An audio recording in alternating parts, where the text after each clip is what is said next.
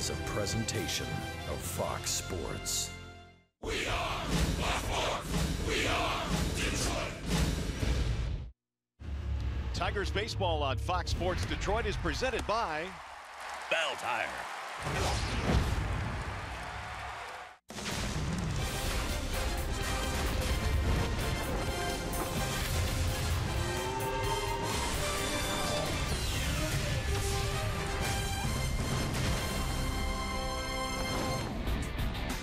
Today, the Tigers will send their ace to the mound, and he has been as good as anybody in the American League since July 8th. A 2.38 ERA, third in the American League. Verlander trying to pitch the Tigers to a series win. Great day for baseball here in Denver. Welcome to Coors Field. We've got Game 3 in this series featuring the Tigers and the Colorado Rockies.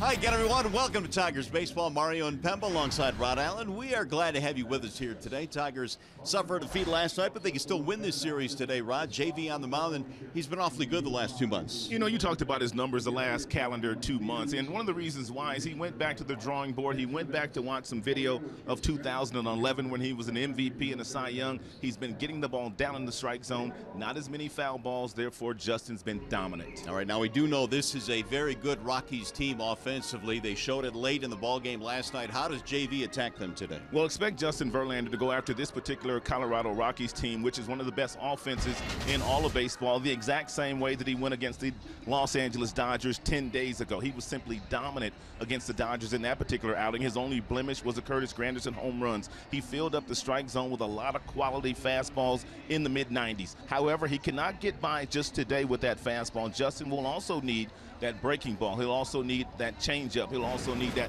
slider. We showed you his numbers career-wise against the Rockies. He's been awfully good against them in his career, but this is a different Rockies team. They play some outstanding ball right here at the crib. All right, now, being in the American League, we don't get a chance to see Nolan Arenado play all that often. However, we have seen him now the last couple of days. This guy's legit. He does it on both ends of the baseball. You know, good for us to see him, but I don't think the Tigers like seeing this cat very much. This guy has been one of the best performers in the big league since he came to the show in 2013. All he does is hit, and I mean he drives in runs in bunches. They call him the clutch gene here in Colorado, and he showed that last night with a 3-run big fly, but he gets it done on the defensive end as well. He's already won 4 Gold Gloves. You see the 19 defensive runs saved. Only Andrelton Simmons of the Los Angeles Angels of Anaheim is better on the defensive end. So he's a really good player, and if you're Justin Verlander, even though you're a really good pitcher, if this guy comes up and he can beat you with runners in scoring position, just bypass him. Go to the next guy. Yeah, I'm with that. Game 3 in the series just minutes away. After a short break, we'll send you back to the Call Sam Studios. Check in with Mickey York coming up in this one here this afternoon. How will the Tigers get a series win and end this road trip on a mile-high note? The Tigers, the Rockies, Game 3 coming up next.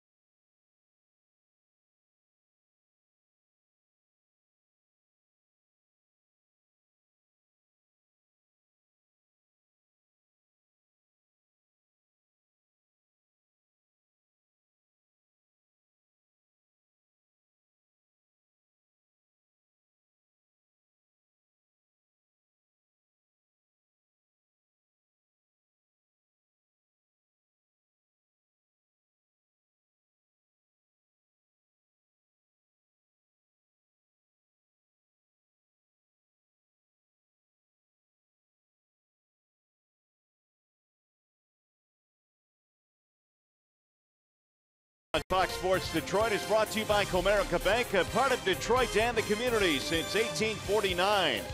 And by Ram. Make the most of your summer at the Ram Summer Clearance event going on now. A spectacular day for baseball here in Coors Field. The Tigers and the Colorado Rockies going at it here this afternoon. Final game of this 3-game series. Happy to have you with us here today. The Tigers starting lineup today, presented by the Southeast Michigan Ford dealers. A little bit of a different look today. You got Mikey Matuk leading it off, then Dixon, Machado, and J-Up. Cabrera once again out of the lineup today. Castellanos, McCann, and Hicks. And a bottom three of Jacoby Jones in center. Then Iglesias and Justin Verlander. Time now for the AARP Getting to Know Chad Bettis, the starting pitcher for the Colorado Rockies today. Diagnosed with cancer in November 2016 and completed chemo in May, and has made 4 starts up until this particular point. So you know Chad Bettis is very grateful just to be on the mound today, and also indicated that he's very thankful for all the warm wishes he's gotten across the country. Here is the timeline for Bettis, who was diagnosed with testicular cancer, underwent surgery in November, and then underwent chemotherapy in March. When they found that the cancer had spread, he made his first start on August 14th. So it's been quite a comeback and quite a ride for Chad Bettis. Let's take a look at the Colorado Rockies starting defense behind Mr. Bettis this afternoon. It's Blackmon in center field. He's out there every single day. Parra, he moves over to left today. Carlos Gonzalez gets his first start of the series. Story LeMahieu up the middle. Arenado and Desmond on the corners. And Walters is the starting catcher this afternoon. So the Tigers trying to win 2 out of 3 here before going back home. It's an off day for the ball club tomorrow, and then the Indians come to town over the weekend. And we've got Mikey Matuk leading it off. He'll be followed by Machado and Upton. Chad Bettis goes to work, and the first pitch this afternoon is a strike called on Mikey. Yeah, Bettis does not have the same type of fastball that we watched the kid Marquez feature last night. High fly ball left field. It's going to be playable for Parra, and 1 gone. And Bettis, his top fastball probably about 92 miles an hour, but he's got some pretty good command with that particular pitch. He also will cut the fastball on occasion, but he really loves his curveball, and he really likes his changeup. Therefore, his career numbers are better against left-handed bats than against right-handed batters because of the changeup and the curveball. Here is Dixon Machado now with 1 gone.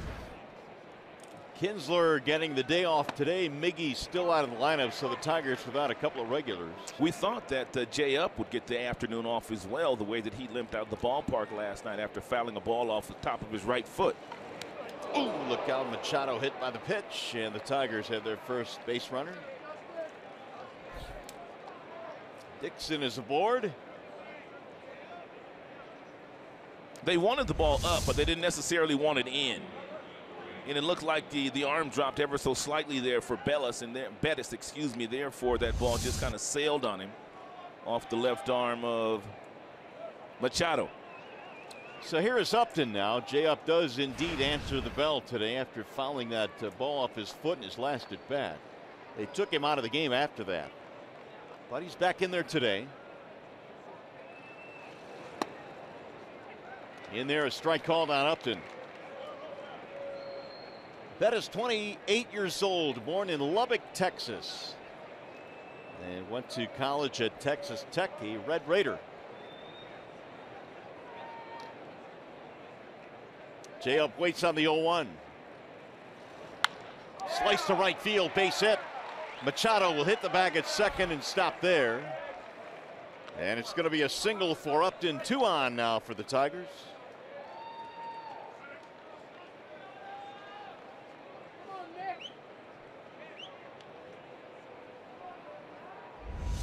It's a really nice at-bat here by Justin Upton. He has noticed that for the most part, they have not pitched him inside at all. So he simply takes that 1-0 fastball, 0-1 fastball, and laces it the opposite way.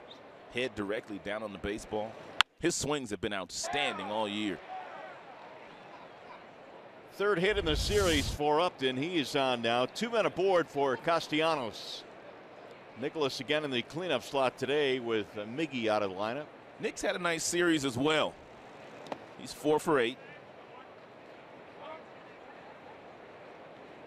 double, triple, and in the month of August, 18 RBIs.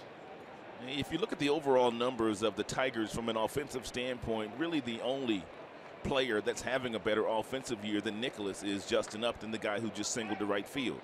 Nicholas has had a great year. He's hit 18 home runs, and he's already driven in 75.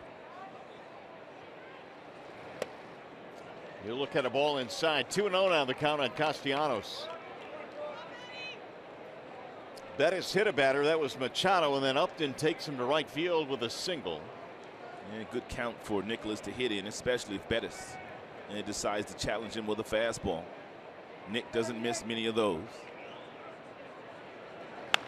Ground ball up the middle, should be 2. There's the tag 1. Story will go to first and a double play to end the inning. 6-3 to close out the frame. Here comes JV.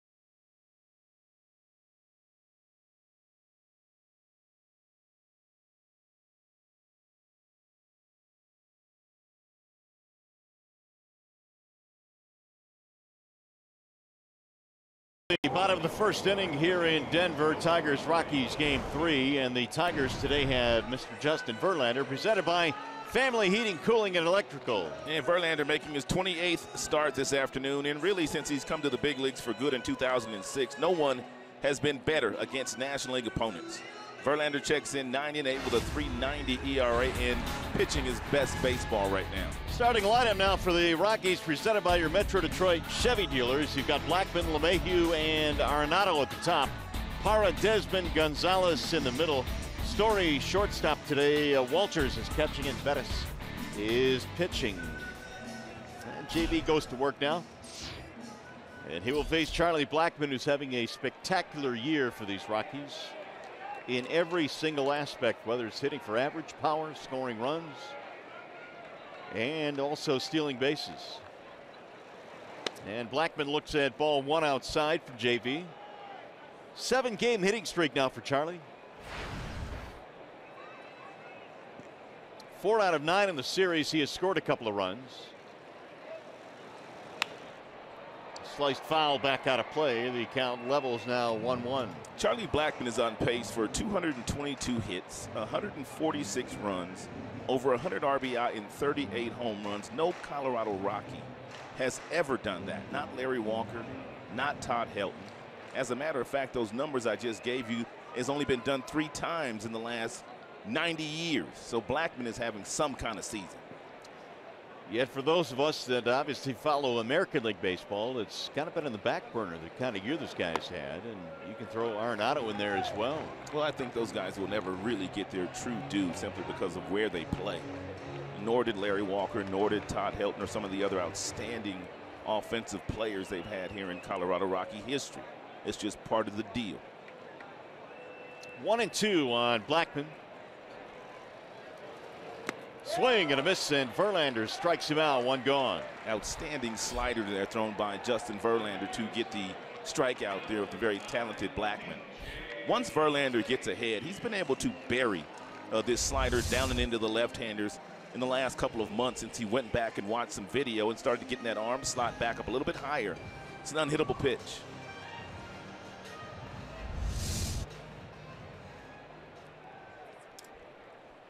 So JV off to a nice start here as DJ LeMahieu had a big hit in last night's game. It came early on. He homered against Michael Fulmer in his first at bat. And he will take strike one. Now, if you're the Tigers, you pretty much know because you have all the data and that LeMahieu more than likely, if he makes contact, he's going to hit the ball to right field or something on the ground to the right side of the infield. Outfield has him shaded that way, but they still give up a lot of room to left center. Yes, they do. I mean, just about everything LeMahieu has put in play in this series has been the other way. And DJ with a 7-game hitting streak from Brother Rice. Here's the 1-1. Missed it inside. 2 balls and 1 strike. LeMahieu won the batting title last year. Blackmon is leading the league in hitting this year, so the Rockies might have back-to-back batting champs. Right.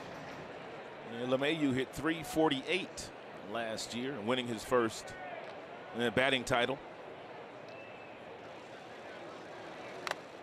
Fouled off the mask, and the count stays or goes to 2-2 on LeMahieu. And Verlander already up to 96 this afternoon. JV threw here back in 2011 for the Tigers, and it was an outstanding start. He won 9, giving up just 4 hits and 1 run. So the altitude did not give him any problems at all. His stuff was great that day.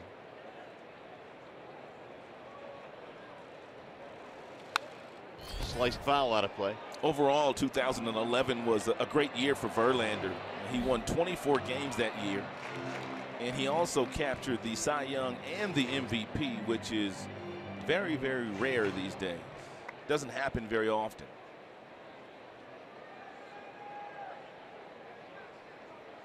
LeMahieu has power. We saw it last night, although it's a sporadic power. 7 homers.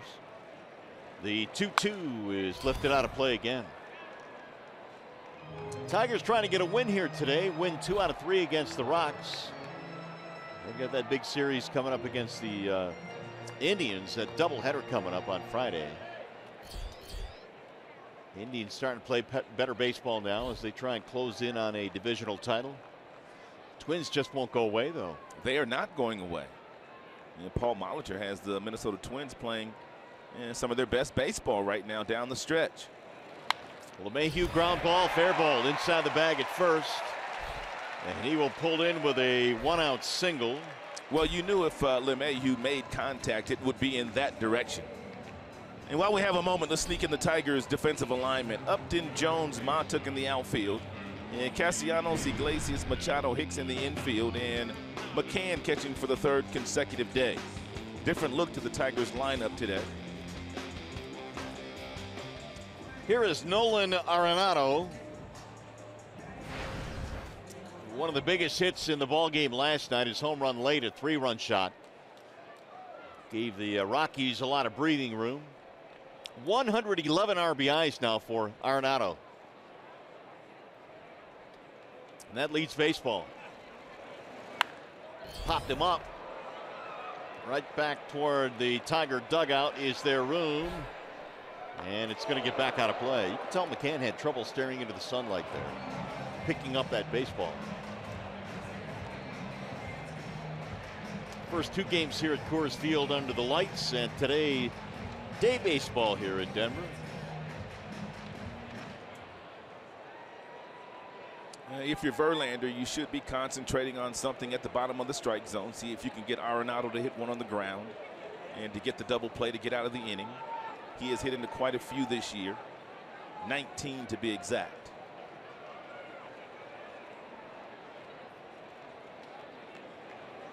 Verlander throws over to first base more than anybody in baseball. LeMahieu's 6 steals this year, caught 5 times. They don't have a very good ratio. I mean, percentage in stealing. Blackmon with 13. He's been caught 8 times. Ian Desmond has a good ratio, good percentage. They're an American League type lineup. Don't run a lot, but they hit a lot of homers. And they've got high batting averages. Again, the 0-2.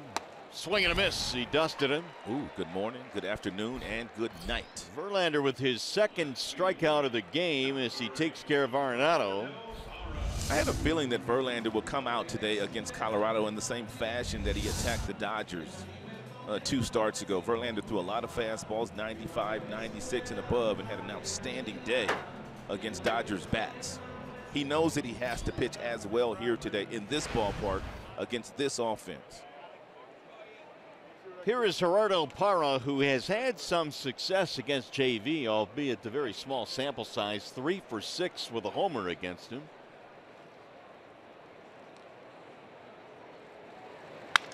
Sends this one on the ground to second base for Machado, and that'll end the inning. No runs, they get a hit, leave a man, we go to the second.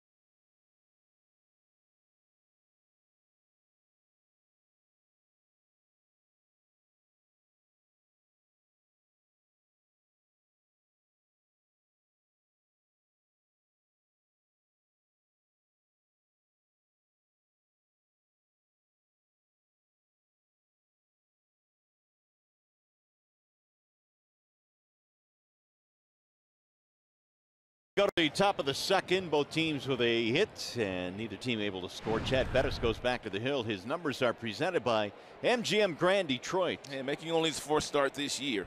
11 strikeouts, just 3 base on balls. He's given up 3 home runs, 2 of those home runs in his last outing against the Atlanta Braves.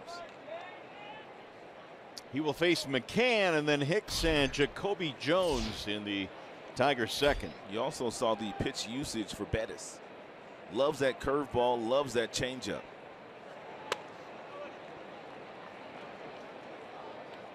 McCann is 2 for 8 in the series. Overall this year, 252, catching the day game after the night game. Tigers without Cabrera have had to move Hicks to first base. And so they're both in the ball game today. There's Miggy again chilling on the bench. He was taken out of the first game with back tightness. Thought he might get into the ball game last night, Rod. It looked like he was getting the batting gloves on, might get a pinch hitting role. Yeah, I talked to Brad about that in his office today, and I was asking him, had there been a runner at second base when he allowed Michael Fulmer to hit, would he have pinch hit? And he said exactly. He said had there been 2 outs and a runner on second base, and Michael Fulmer would not have swung the bat there in the top half of the 7th inning. 3-1 on McCann. Full count now, 3-2. And indeed, he said Miguel Cabrera was good to go last night. So I would assume that if they get themselves in that same type of a situation today, especially playing National League rules where usually you will pinch hit for the pitcher later in the game, Miguel might be the candidate for that. You know Miggy's hating not getting a chance to play in this ballpark. Oh, no doubt. He came in batting over 400 here at Coors Field, and so he has had a lot of success over his career in this yard. I mean, this is one of these ballparks where you circle the calendar and you say Colorado in August. I know I'm going to have a good series. Average will go up a few points. The weather's going to be nice. And McCann takes low, ball 4, leadoff man on. Tigers get the walk here to James. We check in now with John Keating. All right, Mario, thanks. Walking through the stands here, I happen to find my way to Al Living of Elkhart, Indiana, who's a longtime Tiger fan and has a big sign. At the risk of irking everybody who's behind us, it's celebrating his birthday, his retirement, and the fact to see the Tigers play. My question to you, Al, put the sign down, is why would a guy at 38 years of age want to retire? Well, you know, if you're independent, wealthy, you know, you don't have to work your whole life. So you just retire early. This is your birthday present to come out here and see your beloved Tigers play? That is correct. You get a chance to see them play in Detroit? Yeah, we get up there a couple times a year. So, you know, I haven't made it this year, but we might make it yet when we get back. Right, now that you're retired, we'll see you on a more regular basis with your sign, I would guess. That's right, yeah. We'll be up there more often. I'll bring some more signs. Happy birthday to Al Living, and happy retirement as well. Wishing the Tigers come up with a win. Yeah, there you go. Sorry about that, everybody behind Al. Mario? Al looks great for 38, man. He sure does. Man, does he look good. Well, the Tigers have the leadoff man on. Happy birthday, Al. We're glad to have you in the ballpark, and visit us more at Comerica Park. Hicks, the batter here. And Bettis has gone 2-0, and now 3-0 on Hicks. Leadoff walk to McCann. Hicks batting .319 with 18 RBIs.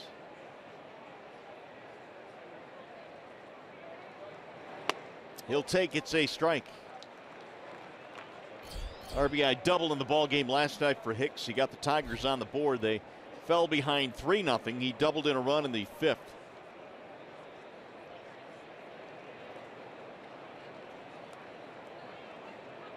Here's the 3-1. 3-2 now on John Hicks. Jones on deck.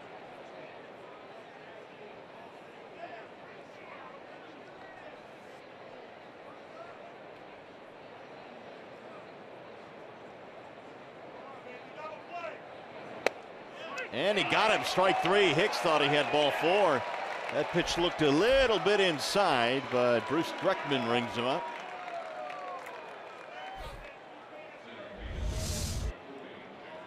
And Bettis fell behind Hicks, 3 balls, no strikes, and was able to come back and get him with that two-seam fastball that looked like it ran off the plate. It's a nice job by Walters keeping his glove still and somehow not allowing that ball to take his glove further inside, which allowed him to get that call from the home plate umpire, Mr. Dreckman. You can tell why Hicks was upset.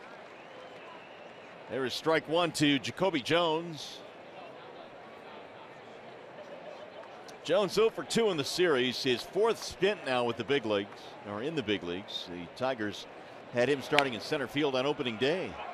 Roll to Arenado, barehanded play, got him. And we've been talking about Arenado the entire series and just how good he is. He's already won 4 Gold Gloves. He's going to win his 5th this season. And he's got a +19 defensive runs saved in the big leagues, which is second only to Andrelton Simmons of the Los Angeles Angels. Bare hand, transferred to the fingertips and flipped accurately to Ian Desmond.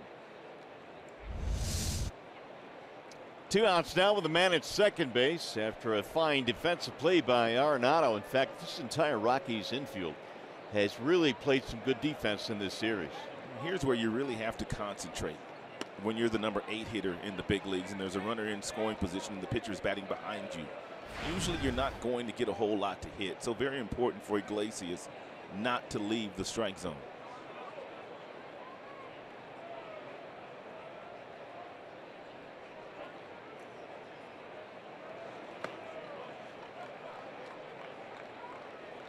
Two 2-0 the count on Iglesias as Bettis continues to fall behind batters. Iggy 0 for 6 in the series and now 0 for his last 12. Average at 252 for the Tigers shortstop, who in his own right has had a great series defensively.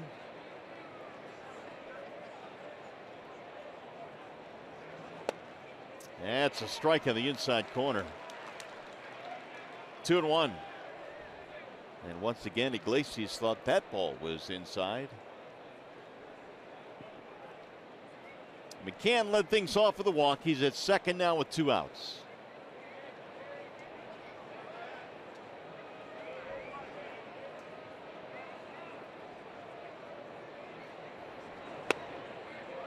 Low and away, run the count to 3-1.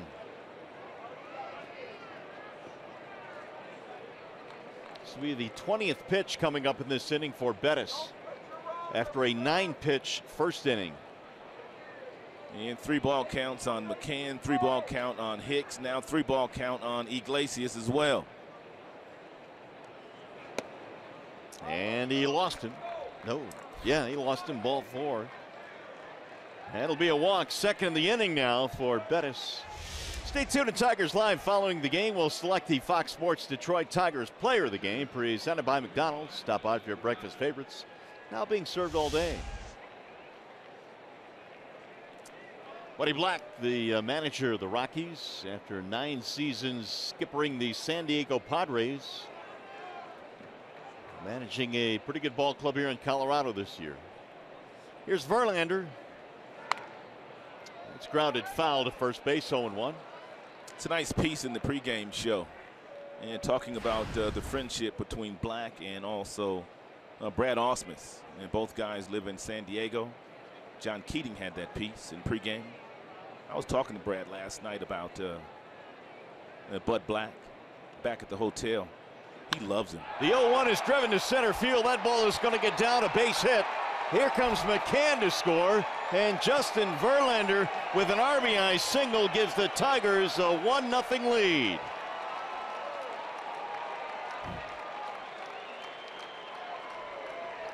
JV with just his 4th major league hit. I believe that's his first big league RBI.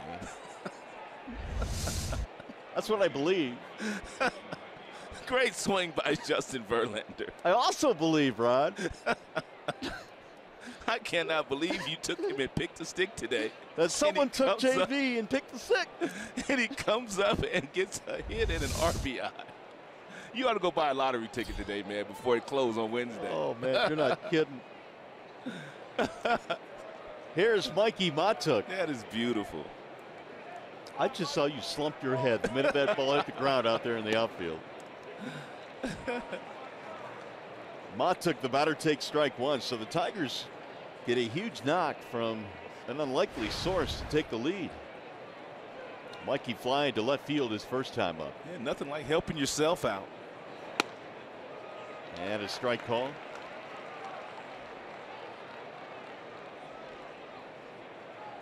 First hit of the year for Verlander. And it's a big one to give the Tigers the early edge here. Matuk waiting on the 0-2. That is indeed Verlander's first career major league RBI. So he's got some good memories in this park. The 9-inning complete game win a few years back, and now this. Ground ball to short, actually third base side, cut off there. And nice play by Arenado to end the inning. But the Tigers come up with a run. How about Justin Verlander? Little RBI single. How about him? Tigers take the lead.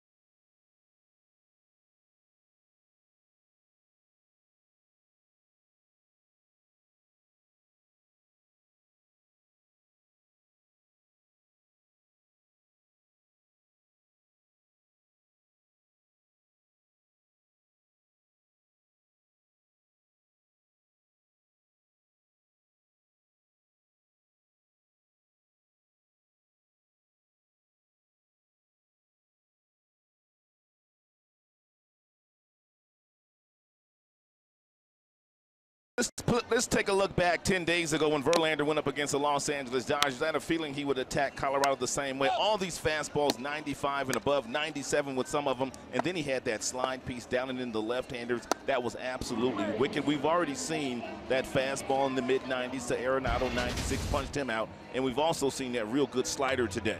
The Bernstein advantage has belonged to Verlander in interleague play, 30-5 against the National League in his career. 6+ innings pitched in 34 of the 42 starts. So pretty much every time he goes out there, if you're the opposition, you know he's going to be out there for a while.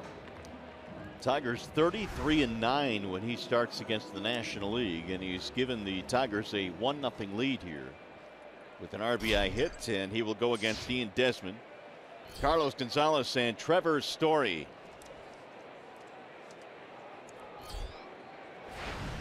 JV in the first gave up a single to LeMahieu, but no damage.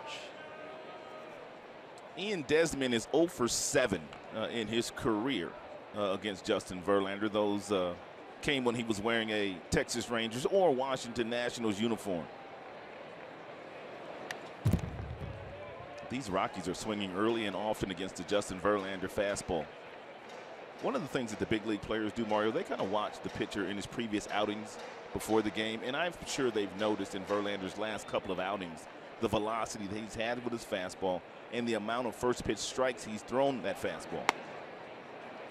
His numbers really since June have been awfully good. ERA in the 2s. JV pitching his best baseball right now. And that start that you spoke of against the Dodgers was, well, almost a no-hitter. And when the Dodgers rolled into Comerica Park, I mean, they were playing like unbelievable baseball, and still are. Had won the first 2 games of that series against Detroit. These numbers right here, right about the time where Justin kind of figured out some things differently in his delivery, his arm slot, and the numbers kind of bear that out. At the beginning of the year, there was a lot of pitches that were being fouled off against Justin up in the strike zone, and he wanted to try to limit that, so he started working down in the strike zone, and pretty much he's corrected that problem. JV, in those categories we showed you, pretty much third behind Kluber and Sale in most of those, and those 2 guys are throwing probably as good as anybody in the league, if not better. Who's going to win the Cy Young? You know, I keep saying Kluber, and then Sale comes back with the outing he had his last time out. I mean, I don't know. Toss up right now. JV just missed outside. Both guys awfully dominant. Tigers will get a look at Corey Kluber next Saturday. If you had one of those guys, Kluber or Sale, to start a must-win game, who would you select? Oh, man, is that tough. Man. 3-2. Lifted foul.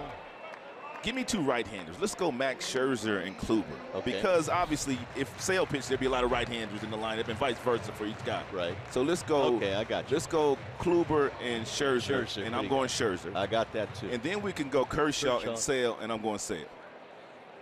Ooh, I don't know. Well, judging on the postseason for Kershaw, yeah, maybe it should be Sale. Let's top right back to the mound. JV will short arm it the first, 1 gone. But the guy on the mound really takes a back seat to none of them as far as I'm concerned with the brilliant career he's had. Hey, get $15 off lowered baseline box tickets for Friday home games with the free MLB Ballpark app. Download the Ballpark app via Google Play or the App Store on your smartphone, and visit tigers.com/ballpark app if you'd like to download it. Take advantage of that. Tigers back home on Friday with the Indians coming to town. Here is Carlos Gonzalez.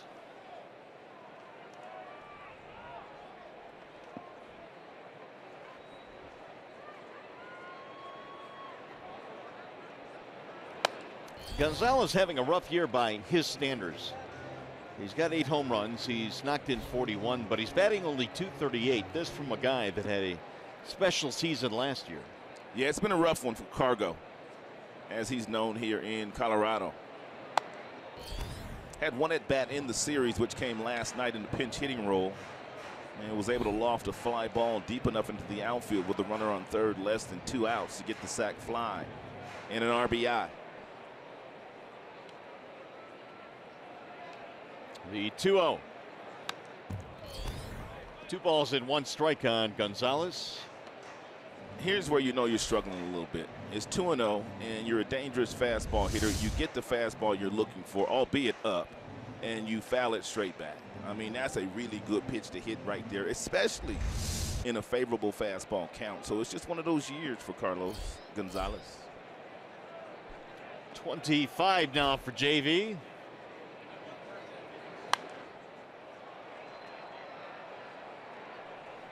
Two balls and 2 strikes. And really, the opposition have really pitched Carlos Gonzalez up in the strike zone quite a bit this year. A lot of fastballs up in the strike zone.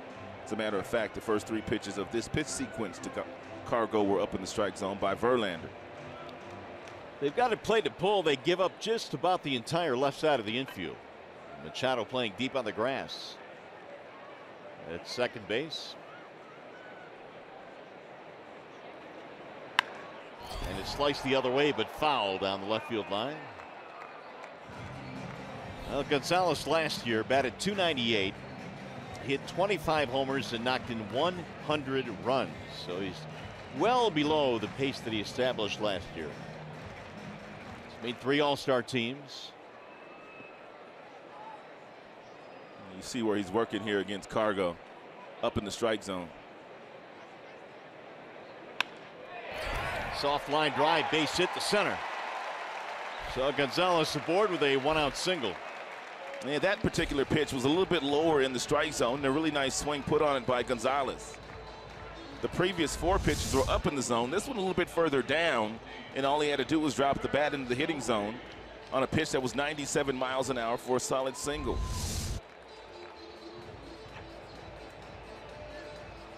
That'll bring up Trevor Story, number 7 hitter in the lineup. He's had a good series, 3 for 8, and with a double, and he's played some outstanding shortstop as well. 5-game hitting streak now for Story, and he'll look at ball 1.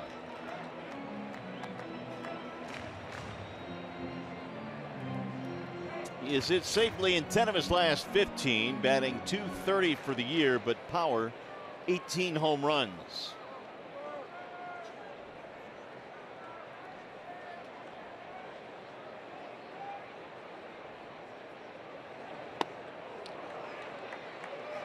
One ball, 1 strike. Outstanding slider there. Story obviously looking for a fastball in a 1-0 count, and Verlander simply pulled the string on him. We haven't seen the curveball yet, but we've seen the slider and we've seen the 97-mile-per-hour fastball from Justin.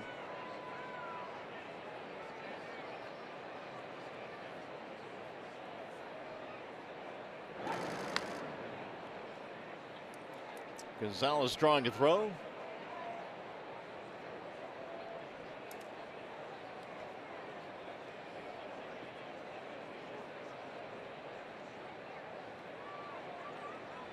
Story earlier this year had a 6 RBI game against Atlanta. They pound that one back out of play, 1-2.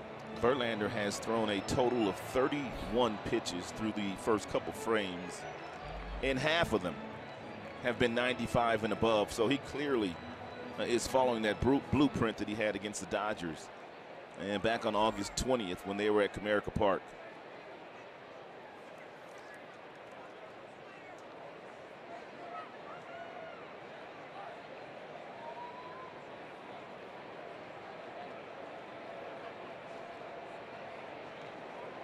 The 1-2 outside, 2-2 on Trevor Story.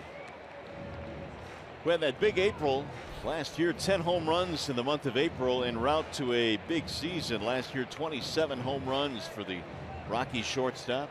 They forgot about Troy Tulowitzki real quick here in Colorado, didn't they? When you get off to that kind of start, I mean, that was like that start Chris Shelton had a couple of years ago for us. We had him going straight to the Hall of Fame. Yes, we did. He had 10 homers in April.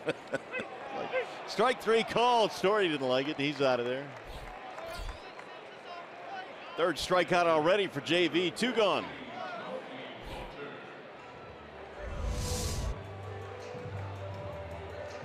First curveball of the afternoon thrown by Verlander.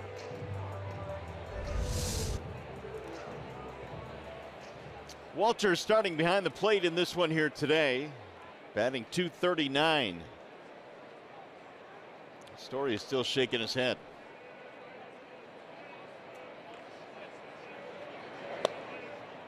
Ball one. Walters starting today for Jonathan Lucroy. Lucroy had probably the biggest at bat of the game last night. He had that 11 pitch at bat in the 7th inning. He eventually singled off Michael Fulmer, and that started the big 4-run inning. Lucroy battled and battled. He fell behind in the count 0-2, and then just continued to foul pitches off. 11 pitch at bat before the single, and all of a sudden the Rockies were off and running. Yeah, that was the biggest at bat of the game.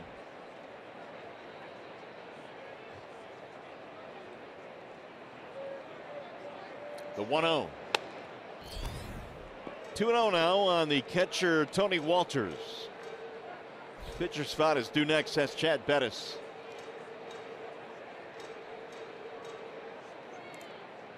Tigers have the lead here on the RBI single by Verlander at the top of the 2nd.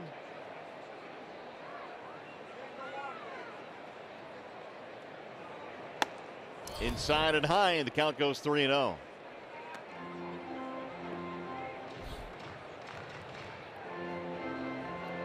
That Tom Selleck? Magnum PI. Nice look-alike. Nice colorful shirt. Good seats too. Old English D. He knows somebody. You got that right. Kind of like you. There's a strike called. You've got peeps in high places. That's right, man. Every ballpark we go. Look at that cutie.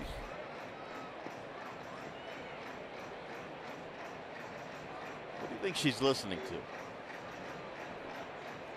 Not sure. Whatever it is, she's enjoying it.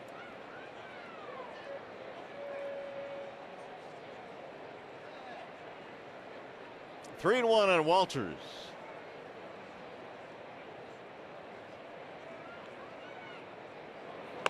Swing and a miss. 3-2. I've always thought about these situations in National League parks and how, and Michael Fulmer got burned with this a little earlier in San Diego, how you may pitch around the 8-hole guy to get to the pitcher who is batting next, but those managers always tell you, no, you want the pitcher leading off the next inning. Yeah, you do. In certain situations, for sure. Runner goes on 3-2, and it's sliced foul. I think with the runner on first base, I mean, you naturally go after the guy if you're a Verlander. But in the instance of last half inning when McCann was on second base and Bettis clearly pitched around Iglesias, I think that's what most National League managers would want their pitcher to do if the runner's in scoring position. It's been a long half inning for JV. His 25th coming up. After a 15-pitch first inning, runner goes again on 3-2. A little pop-up right in the middle. They're going to drop right in front of the bag, and Mr. Iglesias will throw him out to end the inning. 6-3 closes out the frame. We played 2.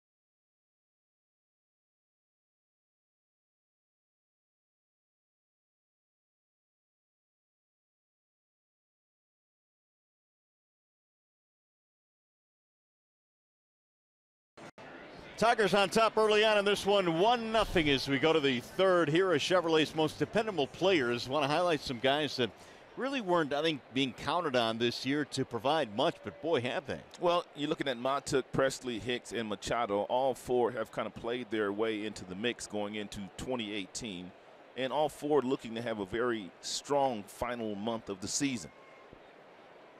Dixon getting a chance to play at second base today with Kinsler getting the afternoon off, and Machado looks at a strike. And this much we do know, 2018 will be a different looking Tigers lineup. They were still going to try to get their payroll in a more manageable area. And that's one of the things that Al Avila, the general manager, has said he wants to do. I think the most fascinating thing to follow, especially in the offseason, is to see how the outfield is going to shake out next year, because we still don't know if Justin Upton will opt out of his contract. Jay Up, of course, having a great year. Yes, he is. And if he does, that really is going to open up the competition in the outfield wide open. And you also have a guy perhaps like Nick Castellanos, who they are giving some reps at least before games to try and get him ready to play some outfield. And they believe that Castellanos could probably handle the outfield, especially the way his bat plays. Chopper to second, routine there for LeMahieu. One out. Machado retired. That'll bring up Upton. The Justin Upton opt-out for me is just so scary. I mean, the length of dollars that he has and the amount of years left on that deal. To opt out of that, you have to be almost 100% certain that you can recoup that somewhere else. What if he has a fabulous month of September and the numbers go, I don't know, anywhere from 115 to 120 RBIs? Well, I'm sure they'll consider it, Mario, because they're considering it right now. I mean, quite frankly, I'm sure that his agent, Larry Reynolds, is looking at all the options out there and what could possibly happen, although not making phone calls because that's tampering. But he's open to listening to whatever anybody's saying, I'm sure. But you're right, though, and your point is well taken. I mean, with all the money still left on his deal, boy, you are gambling. And he worked hard to get that paper. Right. 0-2 on Upton.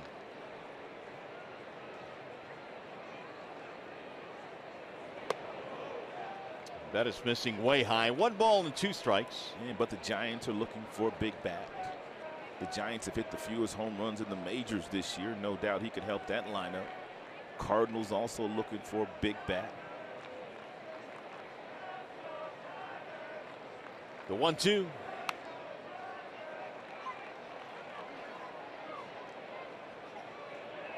Well, the numbers on Upton have been really consistent this year, which I think is the thing that stands out for Jay Up. And you know, we saw him at the first half of last year struggle mightily after signing that big deal with the Tigers, but really since the All-Star break last year, he has just been crushing it. One of the best offensive performers in the sport. Foul tipped into the glove for strike 3, and there are 2 gone. Bettis gets his second strikeout. It's a changeup. We told you that Bettis really likes his changeup. He likes it so much that he's not afraid to throw it to a right-handed batter, and was very effective that time against Justin Upton. No slider for Bettis. Fastball, curveball, changeup. Better numbers career-wise against lefties and righties because of the changeup. Ball 1 to Castellanos. Bounced into a double play in his first at bat.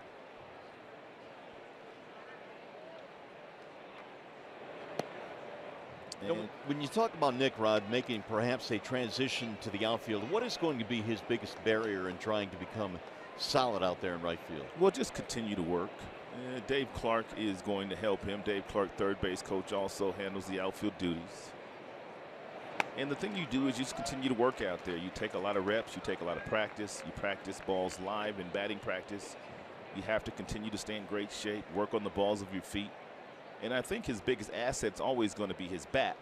So as long as his bat continues to play, I think they can live with Nicholas in right field. That ball drilled in the air to left. It is deep to the track, to the wall, and gone. And that's why they'll live with it. That bat having a great year. That's right. His 19th home run of the season, a solo shot. 2-0 Tigers. That's a career high now in Taters, isn't it? It is. The last time Nicholas fell behind against Bettis, there were runners on first and second in the first inning and grounded into a double play. It was a slider, and he did not wait back on it. This time he had an idea he might get another breaking pitch, and he went down to the bottom of the zone and got 74 and flipped it out of here. That high leg kick, he timed it perfectly, but it looked like he was sitting on something off speed all along to me to hit that particular pitch. It'll be 19 RBIs in the month of August for Nick, and that is his highest month of the season. A career high 19 homers. So Nick, right on cue, us having a conversation about him playing defense, and as long as that bat continues to play like that, he's going to be okay no matter where they put him.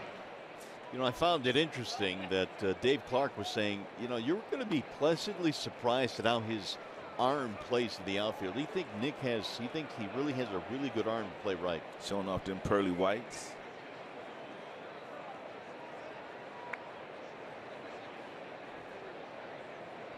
Uh-oh, guns no. now. Miggy told him to flash him for the camera. Looked like he had to search for it for a minute, and then he found the bicep. I think these are visible right away. Miggy down there stirring up some stuff. 1-2 on McCann. 2-0. Tigers have the lead here on the home run by Castellanos.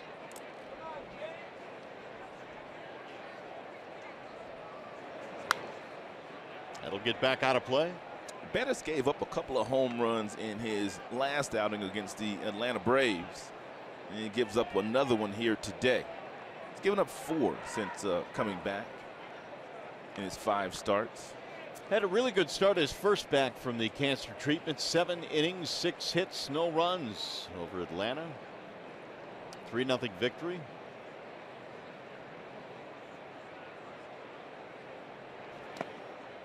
That'll miss low, and the count levels now 2-2 on McCann. James walked and scored in the second. It's always tough when you have to face a team one time and then you see some other team, then the next start is against that same team, which is what 3 of the 4 starts he's made. 2 of the 4 starts against Atlanta. 1 good one, 1 bad one. And McCann goes down on strikes to end the inning. 3rd of the game for Chad Bettis. Home run for Nick. Castellanos, a career high 19 long balls now. 2-0 Tigers.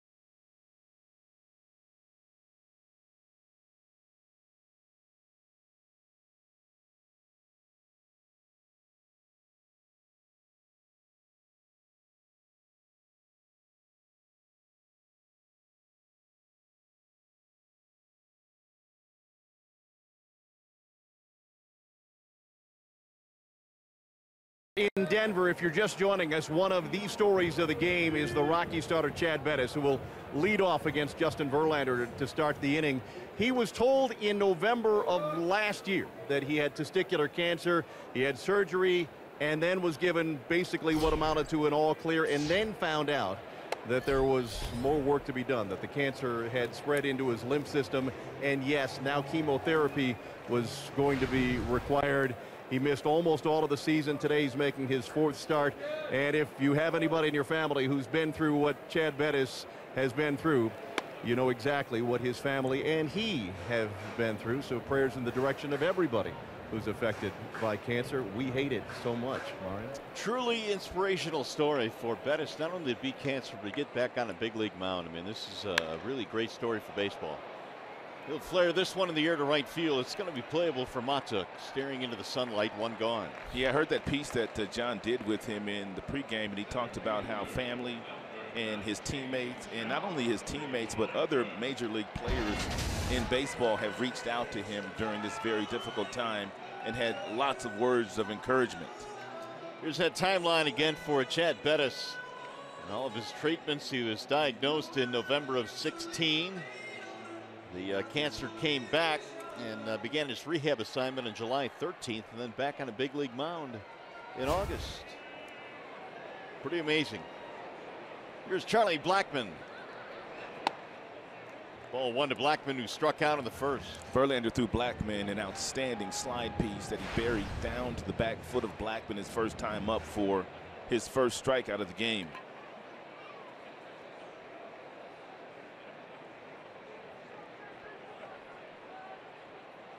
Blackmon's just got PlayStation 4 kind of numbers.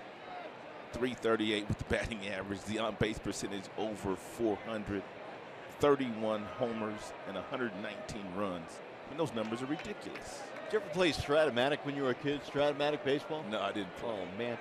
You did Stratomatic numbers? Oh, man. Blackmon would be the first guy everybody would want if we had a draft. A Stratomatic draft right now. Every single category is above average for Blackmon.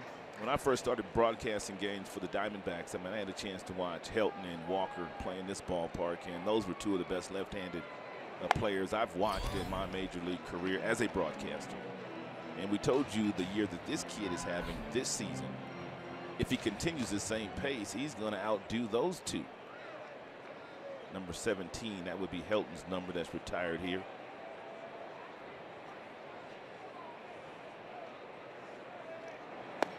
He's taking on 3-0, and it's a walk.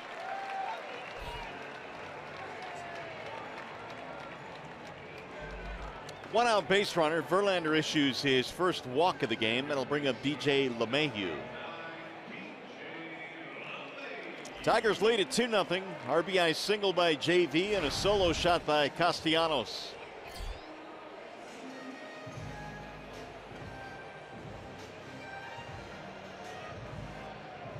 LeMahieu had a single, did not score back in the 1st. And DJ's having a fabulous year, and we talked about the fact that he won a batting title last year, batting .348, but he also grounds into a lot of twin killings. And 20 of those.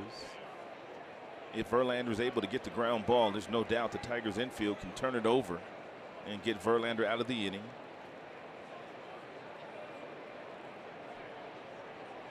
Justin has to be careful on the pitch count now. He threw 25 in his last inning. Now he's walked a batter here in the 3rd.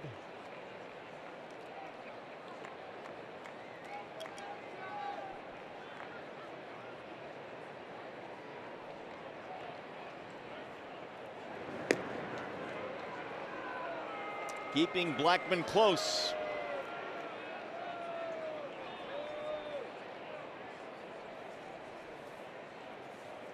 We're talking about this in his last start, but Verlander is out there for at least 100 pitches in almost every start this year, all but 3. Threw 104 in his last start against the White Sox, giving up 2 runs in 7 innings. And Verlander's struggling today so far with his first pitch strikes. He's only 4 of 10 so far. There's Dwayne Espy. He's the hitting coach here for the Colorado Rockies. As a matter of fact, his second tour of duty as a big league hitting coach in Colorado. He also served as Clint Hurdle's hitting coach back when they were the Blake Street Bombers. Guys like Vinny Castilla and Dante Bichette, Andres Galarraga. We gave you the other names in Walker and Helton. So he's been here twice, Mario, and you know what else? He's a Santa Monica High School graduate. Who else went to Santa Monica High School? Rick Mundy went to Santa Monica High School. It's a big-time area. But Dwayne Espy had to give my homeboy a little bit of love. Now, is his statue next to yours in the down Main Street in Santa Monica? Yeah, I think his might be next to mine. I don't even know if they got a Main Street. They do have a Main Street. Do they really? It's right there by the high school, too. Here's the 0-2, and it missed outside. 1 ball and 2 strikes.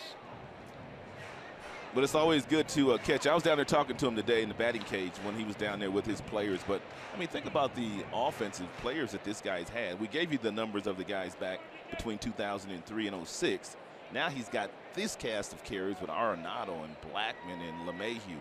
He's had some nice gigs. Yeah, I tell you what, it always makes your job a little bit easier. There's the ball fouled back out of play again. And the thing about him, though, Mario, before he got his second job in the big leagues as a big league hitting coach, he was in the minor leagues. He was a minor league coordinator, so he knows all these young players that are coming up these days. He's a baseball lifer, too. He's been in the game for a long, long time.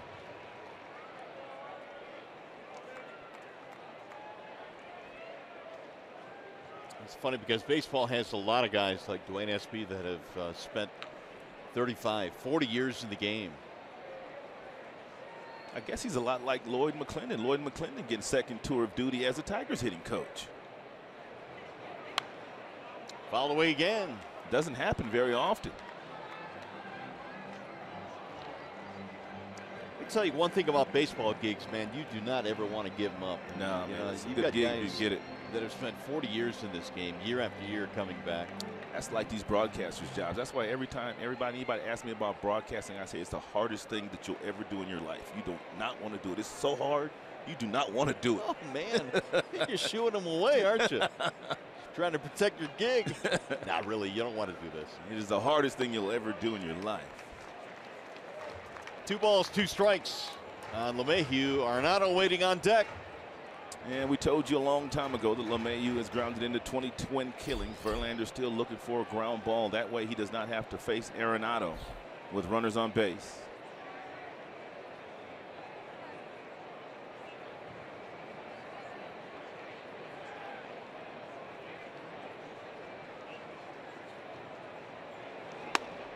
Got him, strike 3 in the outside corner, and LeMahieu is caught looking. Ooh, 97, 4-seam fastball with some hair on it. 4 strikeouts now for JV. By the way, you can help people affected by Hurricane Harvey by visiting redcross.org or texting the word Harvey to 90999. By doing that, you'll make a $10 donation. Your donation enables the Red Cross to prepare for, respond to, and help people recover from the disaster. So with 2 outs now, here's Arenado. He overpowered Arenado's first time up. Steady diet of mid-90s fastballs. And he comes back with the first pitch curveball. That's what makes Verlander so good, and that's what separates him from most. He's got 4 above average pitches. The curveball, the slider, and the changeup.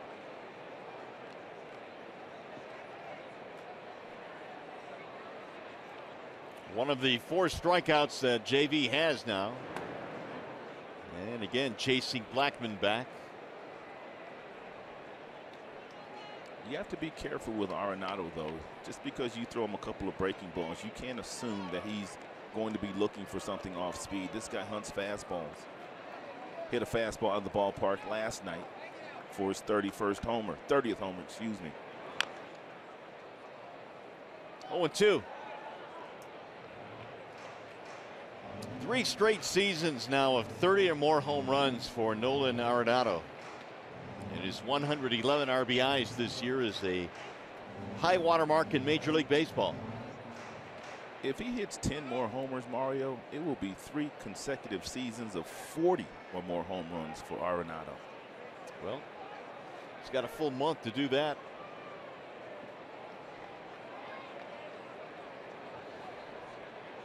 Oh, and 2.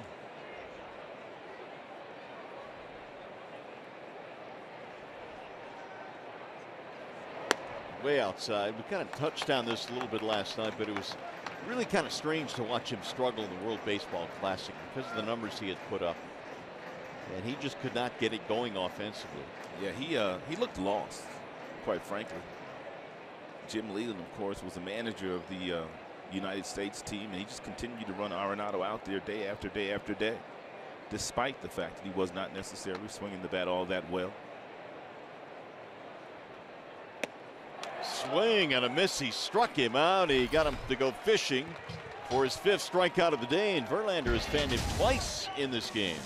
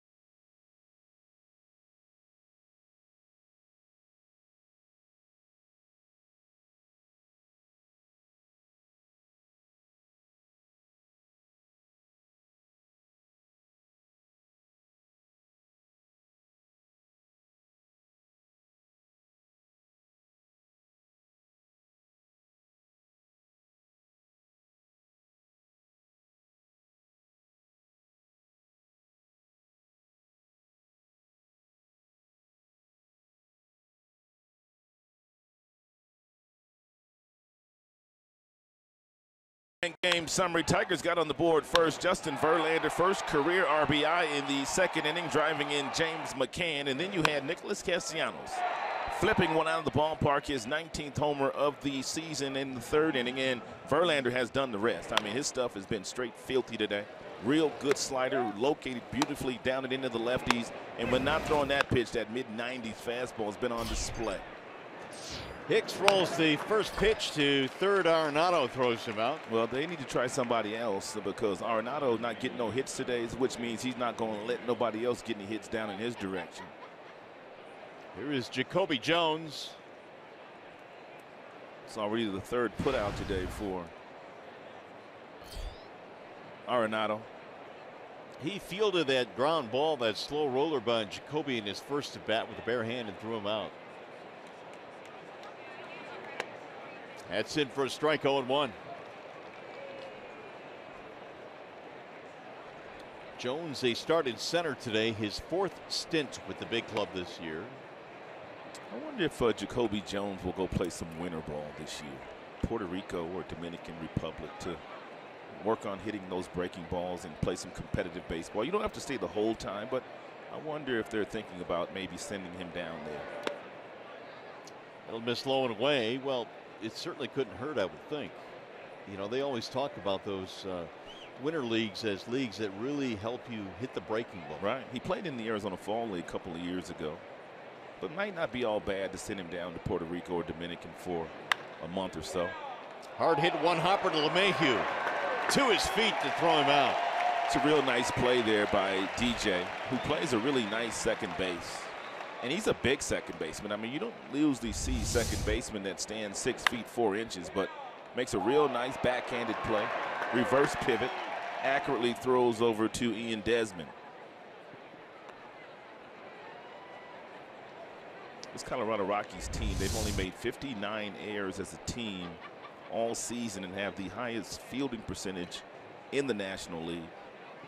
Well, we're seeing why. LeMahieu has had a great defensive series. Story's been good. Arenado's been good. They don't give away extra outs. They don't beat themselves usually. Meanwhile, that ball was scalded off the bat of Jacoby Jones. Iglesias bunting to third, foul.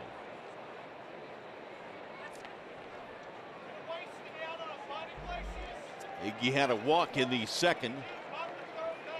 2-0 Tigers on top here in the fourth.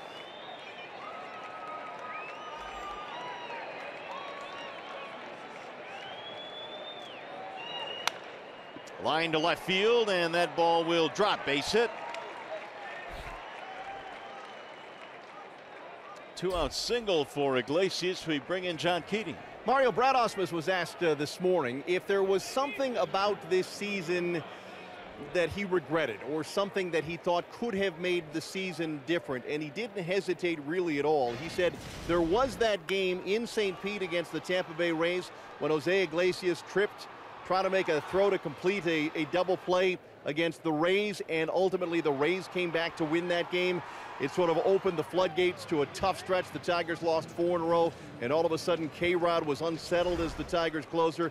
He wondered how this season might have been different if Iglesias hadn't tripped.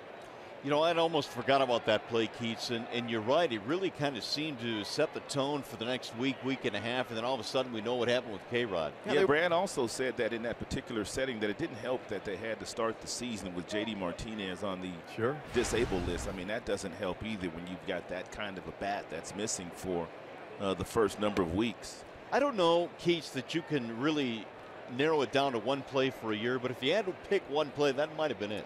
He said they were playing pretty well prior to that stretch, and of course they lost all 3 to the Rays at Tropicana Field, and it seemed like the things began to unravel for the team at that point. They were doing okay in the absence of JD prior to that point. Well, 1 ball, 2 strikes now on Mr. Verlander. The Tigers, of course, have reversed course, and they decided to trade J.D. Martinez, and now looking to rebuild going into next year, pairing payroll. They've gotten some good young talent in return for the trades they've made this year. That'll get foul. 1-2 the count on JB.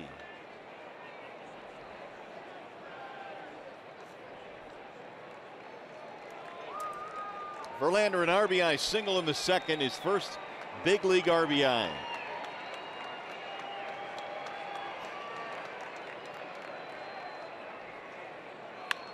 Chopper to the shortstop. Story will go to second for the force. That'll end the inning. No runs to hit, 1 man left.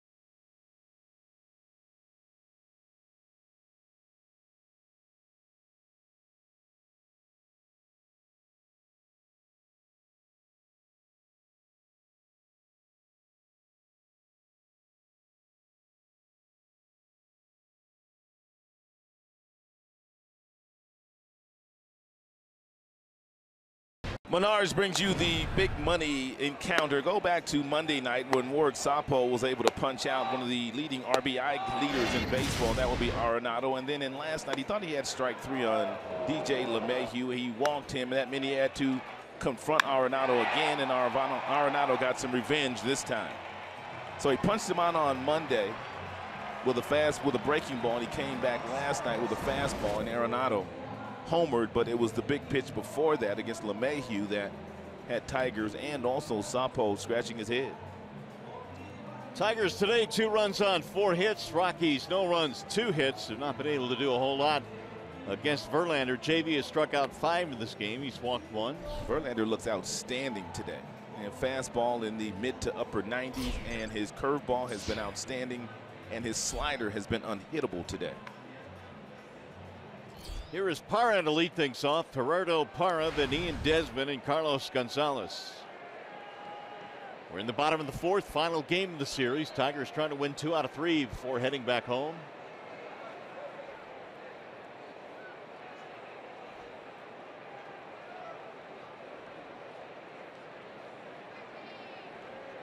Parra grounded out in his only at bat 0 for 1.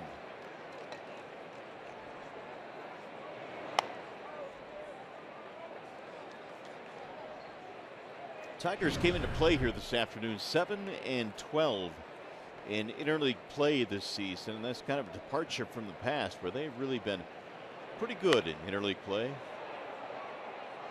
One of the better American League teams in interleague play.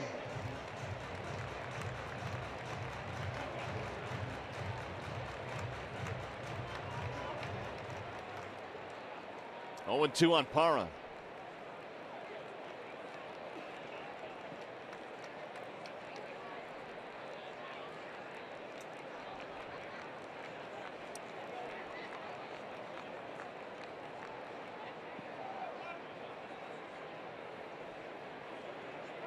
Two-run single in the ball game last night against Fulmer.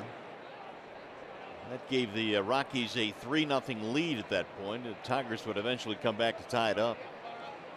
I was asking Brad about that particular situation when he met with the media today, and I said to him, should Fulmer had pitched around him to get to Reynolds, who was the on-deck hitter, because Reynolds really was no match for Fulmer in that particular situation. And Brad said he had no problem with Fulmer pitching to Parra in that particular situation. Brad went on to say that it was a broken bat single and that he hit the opposite way. And he said a pitcher the caliber of Michael Fulmer can always go after who he wants to. So Brad had no problem with it. Simo also had no problem with it either last night in the post-game show as he and I exchanged our conversation on that. Well, the intriguing thing about that at bat was that Reynolds is a good candidate to strike out, especially against a guy like Fulmer who has the stuff that he has.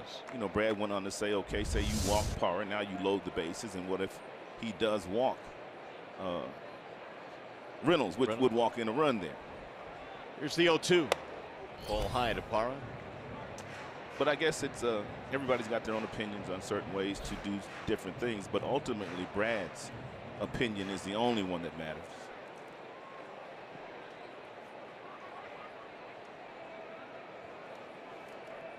Here's the 1-2.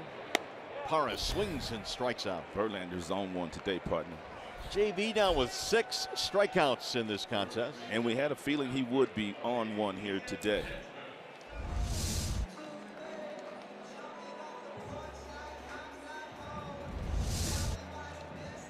That'll bring up Ian Desmond. JV struck out 8 in his last start. His high this year is 11. He's gone 10 or more 3 times this year. He's on his way there here this afternoon. Desmond looks at ball 1. Man, I don't know who Ian Desmond's walk-up song is, but man, it's got me bobbing and weaving up here for 3 straight days. Every time he comes up, I don't know who it is, but I like it. I might have to put it in my workout routine. Maybe it's because the volume's on 10 here. Well, whatever it is, they got it thumping in here. 1 ball and 1 strike on Ian Desmond. I'm sure somebody will tweet it to me. Somebody's, that's plural. You'll get about 10 or 15 of them tweeting it to you.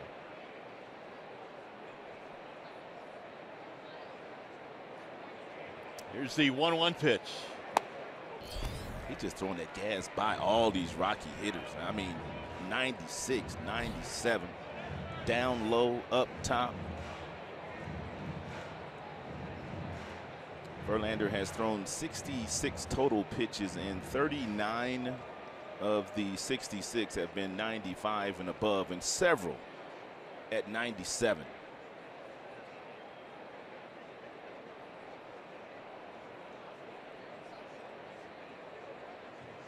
He's got him set up 1-2, and a foul back out of play. Desmond tapping back to the mound his first time up 0 for 1.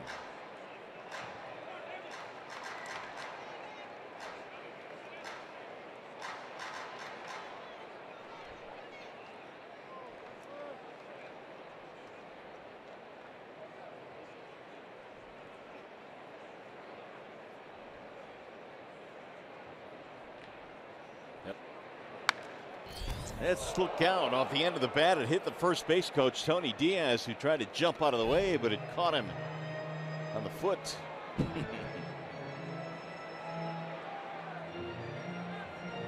Tony showed some nice moves there. He just could not quite get up high enough. Alex Cole on the other side saying, get out of the way.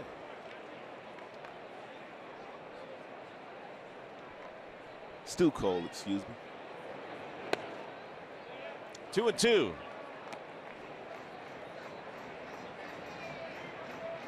Verlander had 2 strikeouts in the first, 1 more in the second, and 2 more in the third. Carlos Gonzalez waiting on deck. The 2-2 fouled away.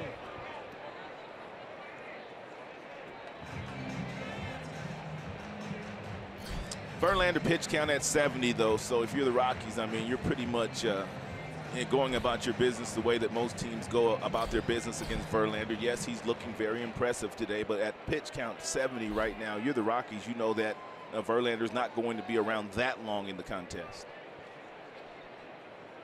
But that's a byproduct of racking up quite a few strikeouts.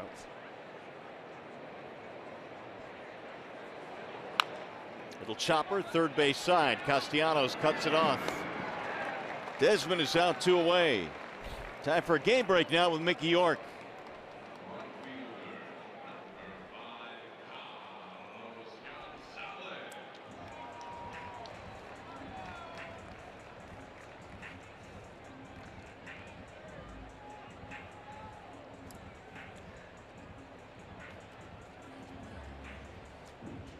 Yeah, their 75th win. They came in 6.5 up on the Minnesota Twins, who right now, the Twins, they're in the 2nd spot for the wild card. That was a pretty competitive at-bat by Desmond. It lasted 8 pitches before grounding out the 3rd. You know, Mar, we were talking about Verlander and the fact that he's thrown 72 pitches now with the 6 strikeouts. But the kid last night, German Marquez, he had 10 strikeouts and he had only thrown 70 pitches at one time. Yeah, you don't see guys that economical with that many strikeouts. Speaking of Marquez, what did you think? I mean, he was at times dominant last night. Well, his stuff plays up here. He had that curveball he was flipping up there with regularity and throwing it for a strike whenever he wanted to. He was throwing an easy 97, 98. He really only got hurt on the 1 pitch, which was a hanging slider to Mikey Ma. Took a pitch he really wasn't even using last night, and he got hurt on his 3rd base pitch.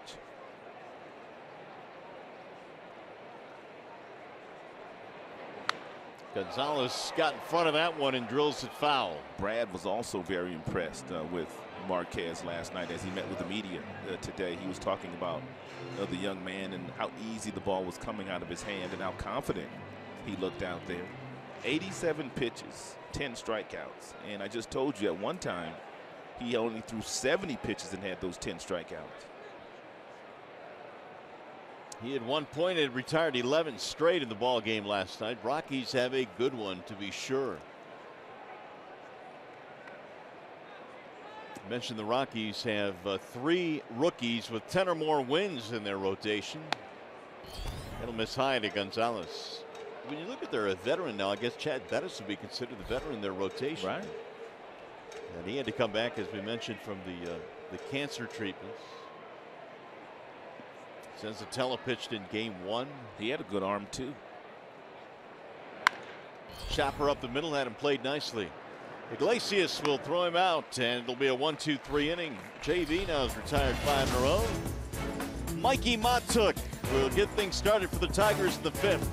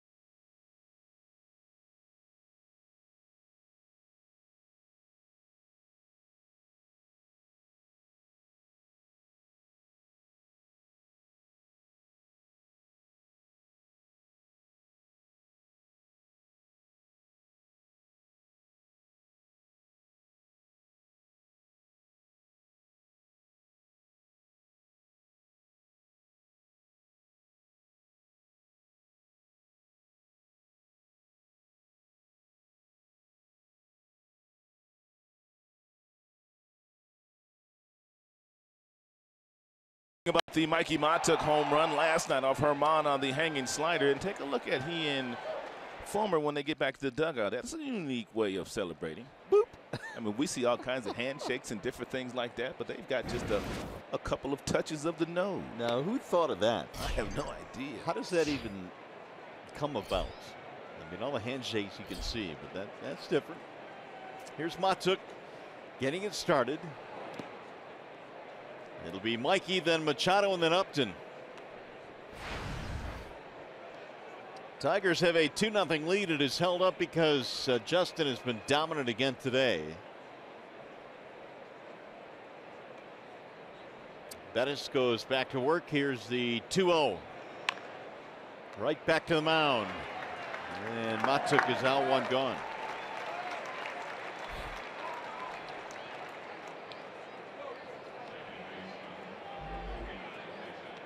Now Dixon Machado.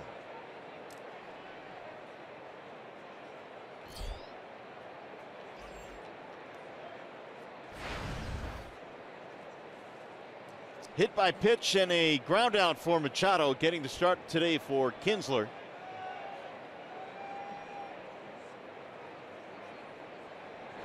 And Dixon looks at strike 1. Over his last 33, Machado hitting in a .329 pace. And they played him all around the infield as well. Second, short, third. Dixon always was big league ready with the glove. Now the bat has catched up this year, or caught up this year. But Brad was saying the other day that Iglesias has been playing so well that he just can't take him out of the lineup. So Machado's had to wait his turn. The 0-2 is just off the plate, 1-2. He's going to get a chance to play every day in the big league soon. And he's got that kind of skill set, real soft hands, very accurate throwing arm, strong arm. The bat plays. He's hitting .300.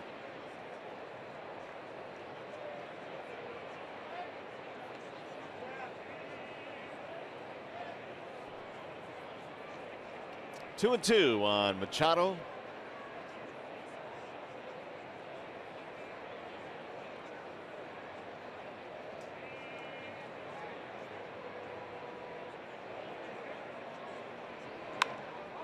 Slice toward right center field.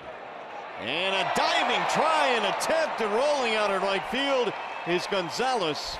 Could not hang on to it. Machado is aboard with a single, but a heck of a try by Carlos Gonzalez.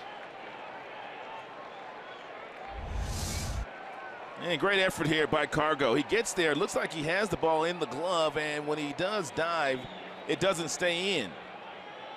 Machado thought about going to second base to stretch the single into a double, but thought better of it.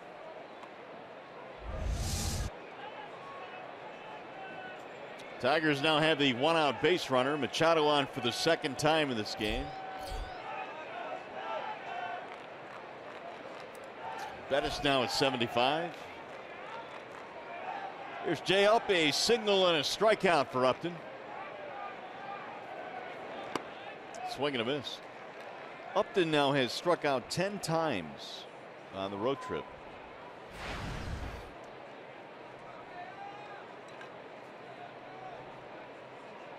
Trip started in Chicago and made its way here to Denver.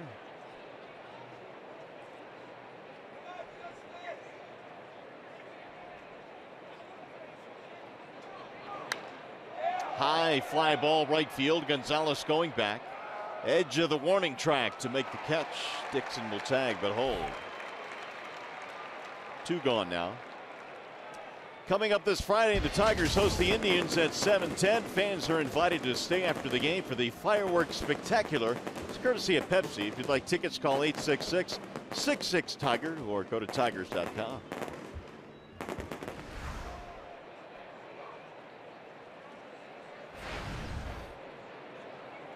Now Castellanos, who homered in the 3rd.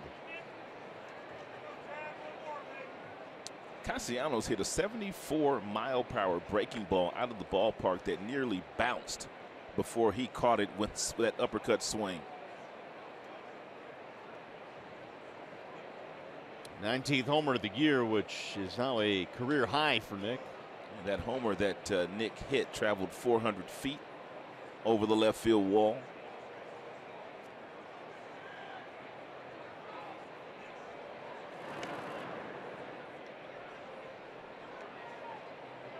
One steal this year for Machado. Held at first by Desmond.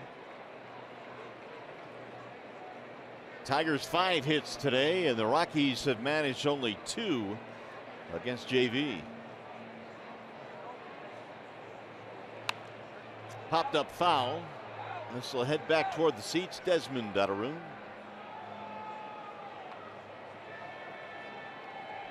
And 2 years ago, Ian Desmond was the starting shortstop for the Washington Nationals. And then last year, he signed a 1-year contract to play outfield for the Texas Rangers. And now he comes to Colorado as a first baseman, a new 5-year deal. Some kind of athlete can play all those positions. He can play center field, left field, shortstop. He can probably play anywhere on the diamond, as a matter of fact. But as you said last night, they got to keep him healthy. Right. 3 stints on the DL, including a fractured hand early this year, which put him on the disabled list. There's a blooper into right, base hit. And Castellanos, his 2nd hit of the game. 2 on now with 2 outs.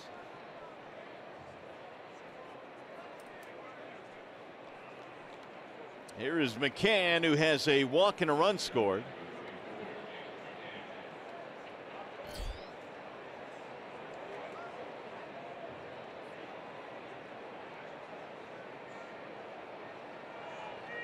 Mack also struck out in his last at bat. Verlander hoping for a little bit more support here.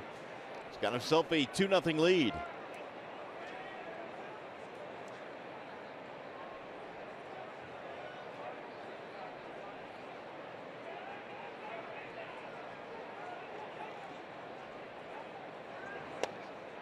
Strike 1 on Mack.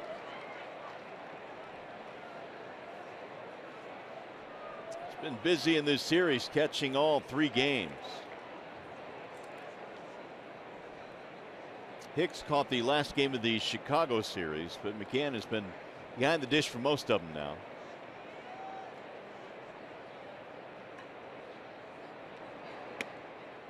In there, a strike called. Now the count is 0-2.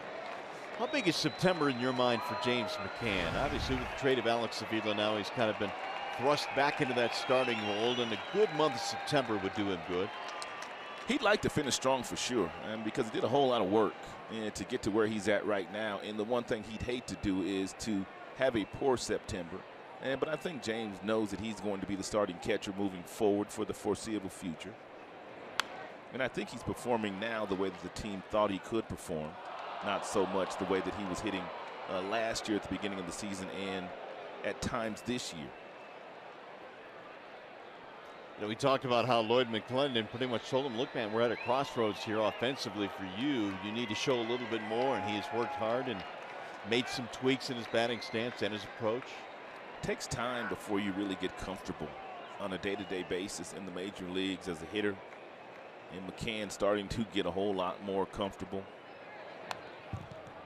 You know, I've always thought with young catchers as well, you know, your prime and main job is to handle that pitching staff and call the game and learn how to pitch frame and all of that stuff that goes into it. You know, it's almost like the offense takes a back seat. You're right. And the ones that can really divide the two are the outstanding catchers. They don't let their at-bats affect what they have to do on the defensive end, and McCann has never done that. He's been able to separate the two. That'll miss low. Tyler Chatwood warming up in the Rockies pen. We told you earlier that Bettis really likes his changeup, and he also likes his curveball. Struck McCann out earlier on a changeup inside that McCann swung right over the top of.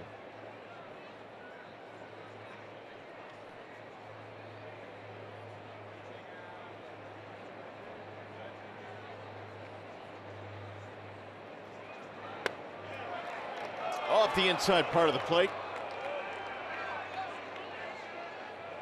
2-2 now on McCann. Should he reach Hicks waiting on deck?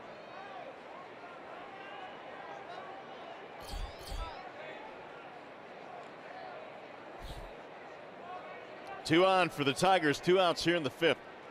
Singles by Machado and Castellanos.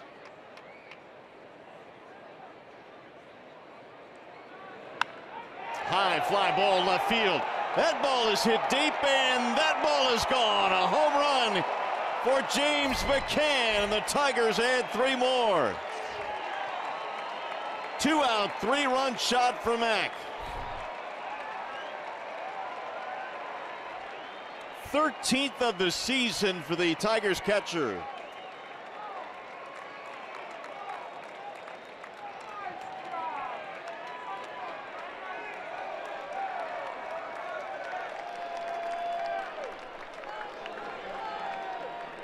McCann knew sooner or later that Bettis was going to come back to an off-speed pitch. I told you that he struck him out his first time up with a changeup, and he wasn't looking for something off-speed, but it stayed up long enough for James McCann to put a pretty good swing on it and hit it out for a 3-run homer.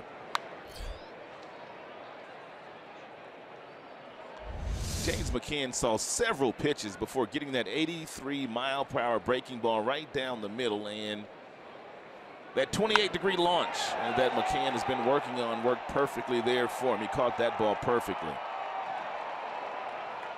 It's a 2-2 pitch that traveled 420 feet. We need to start talking more positively. We was talking about Nicholas Castellanos. He hit it out. Talking about James McCann. He hits it out. And for Mac, RBI is 39, 40, and 41. Hicks is 0 for 2, strikeout, ground out.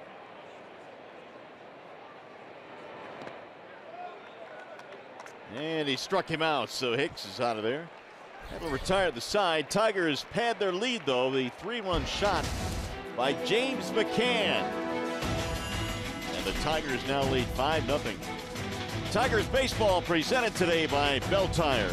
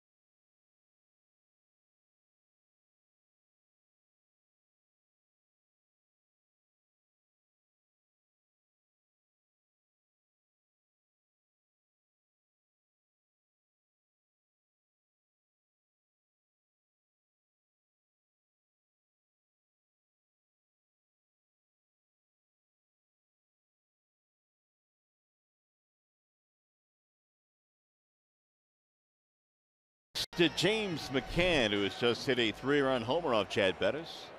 Now Verlander with a nice little comfy lead to work with here as Trevor Story leads it off. He's got the bottom 3 coming up. Story's Wolters, and then the pitcher spot 2 up. Tigers have 2 homers today. Castellanos has the other. And Tigers have their big boy pants on today. Castellanos and McCann. Strikeout of Story back at the second, makes him 0 for 1. JV now with 6 punch-outs. And meanwhile, Justin Verlander has been able to shut down this electric offense in this ballpark. Kind of like what he did here, back in 2011? On that day, he gave up only 4 hits. Yeah. Today, he's given up only 2 so far. I asked Justin the other day if he remembered if his breaking balls in that series, whether the curve or the slider, because he threw a few of them, if there was any difference or he felt any difference in the altitude here, and he said he really didn't. And I think he kind of echoed those thoughts today in the pregame show, saying, if you execute your pitches, they'll do what they're supposed to do. Right. I really haven't noticed that the breaking balls have not been breaking in the 3 days that we have been here, and not only for our guys, but also on their side. They've got some guys that have been able to spin the baseball very well. I had one guy tell me that, you know what, Mario, it's not so much when you make your start here in Colorado that affects you today, but it's your next start if you're an opposing team and you go back to, say, Detroit. Really? And the altitude is a lot lower because you have to work so much harder to execute your breaking balls here. And you really have to throw them with precision. And a lot of times when you leave here and then you go back and you go somewhere else, they just don't work as well for you because of the outing you've had here. 7 strikeouts now for Verlander. But the breaking ball is absolutely no issue today for Verlander. Here's another outstanding wicked slider.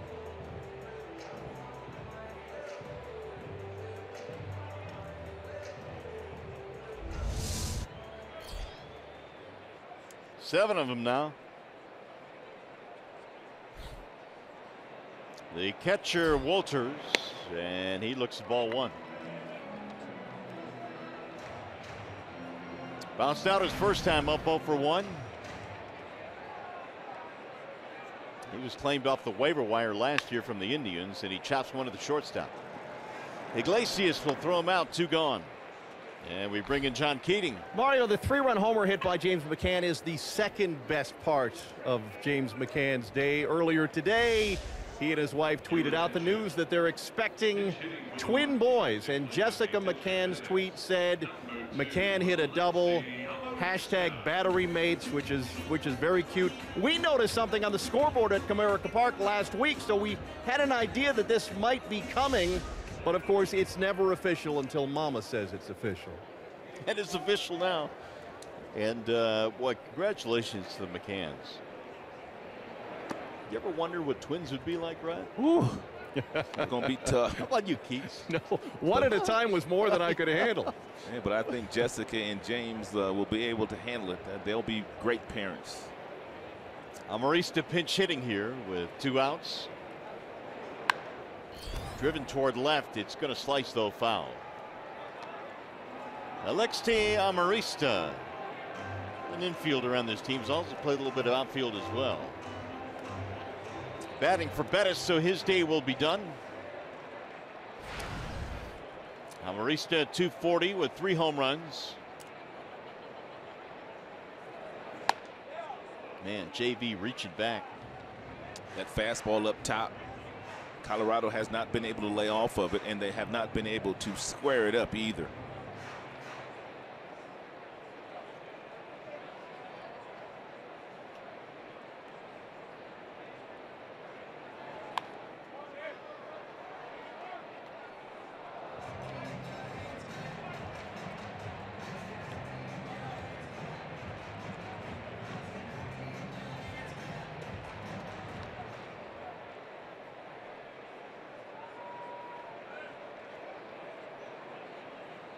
Now JV again with the 1-2. Swing and a miss. Amarista is out of their 8 strikeouts now for Justin Verlander, who has been dominant today for the Tigers. new daddy, James McCann. A lot to celebrate these days. Tigers lead 5-0.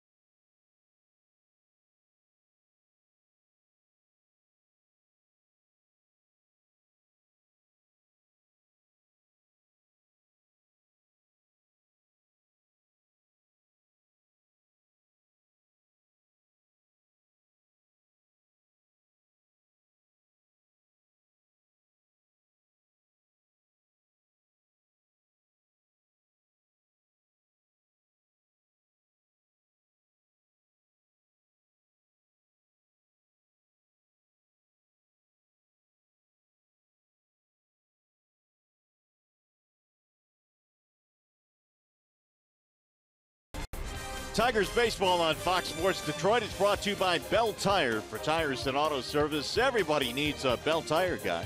And by Chevrolet. Go for thrilling drives and deals at the Chevy Summer Drive. Chevrolet, find new roads. You will find some of the nicest scenery in the country here in Colorado. Denver has been home for the Tigers the last 3 days. Trying to win 2 out of 3, and right now in pretty good shape. They lead 5-0 with a dominant Justin Verlander on the hill. This is a wonderful stop on the tour. Don't get a chance to come here very often, but it's very nice to come to this place. The people at this ballpark are just very, very nice. Meanwhile, wall side windows change now. Here's Tyler Chatwood. And Tyler has an ERA over 5. He loves his fastball. He throws that 63% of the time when not throwing that majority sliders.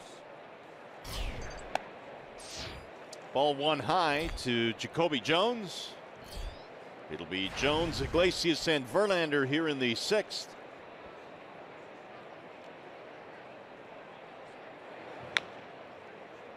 Toward third base on the backhand, Arenado.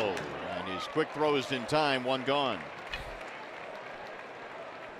And Chatwood has a fastball that will get up to 96, every now and then 97. We told you about his cutter, his curveball, and his changeup.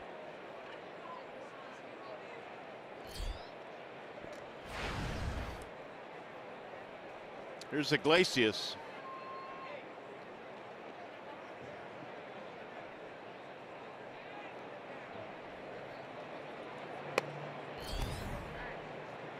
Chatwood originally came up with the Angels, got to the big leagues in 2011 with them. Angels loved his skill set. Yeah, when he came up, they thought he was going to be a big-time winner. Oh, right back off the pitcher into center field. That'll be a base hit. Iggy on base for the 3rd time.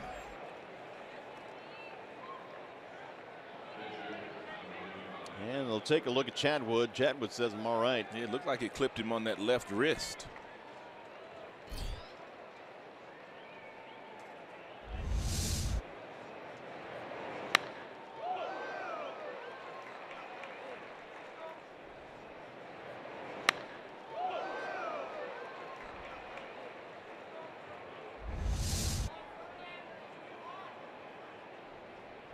Tigers now have their 6th hit. Chatwood shoos everybody away. He says he's fine. That'll bring up Verlander now.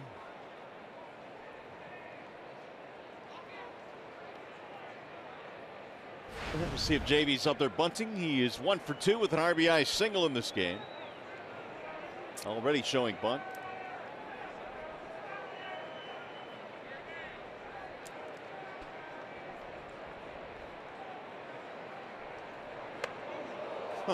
Chatwood says, bunt this. Up at his helmet.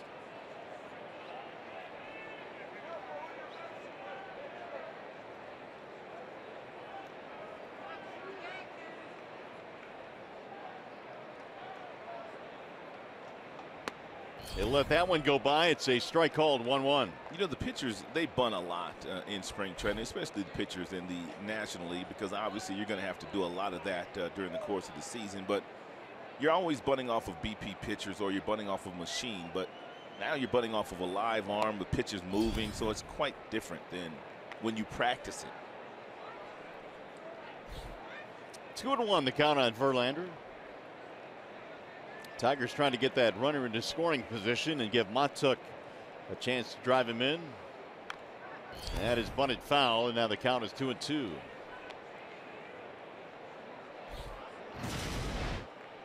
And here's Verlander in the second inning with a runner on second base. That would be James McCann, and he gets himself a base hit and his first career RBI. Iglesias, the number 2 hitter, they pitched around him to get to Verlander, and Verlander made him pay. He bunted foul with 2 strikes, so that'll be an out, 2 away. That'll bring up Matuk. And Verlander a little upset with himself that he couldn't do his job by getting the bunt down. And Justin takes a tremendous amount of pride in everything that he does. He really does, and when he was still looking for his first major league hit, I mean, it took a while. It was a couple of years ago in San Diego he finally got his first big league hit, but he took a lot of razzing for that. Now Matuk with 2 outs. It's clouding up here around the ballpark, so much so they've turned the lights on here at Coors Field. Is there rain in the forecast? Did you notice? Nope, not that I know of. Just some cloud cover rolling in. Starting to cool off a little bit, too. That's it for a strike on Matuk. 0 for 3 for Mikey. A fly ball and a couple of ground outs.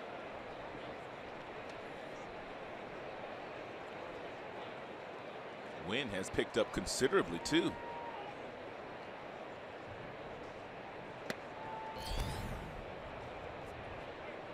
One ball, 1 strike.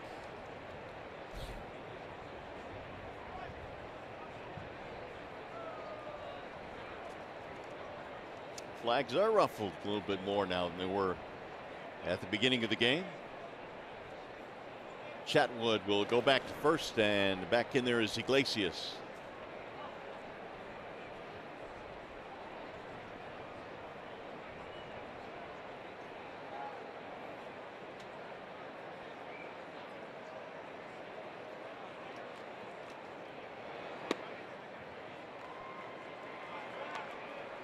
Two and one.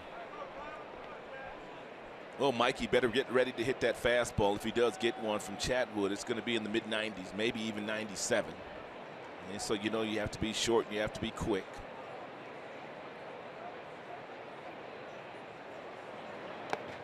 Comes back with a breaking ball. And the runner on the move, Iglesias, will get to second base.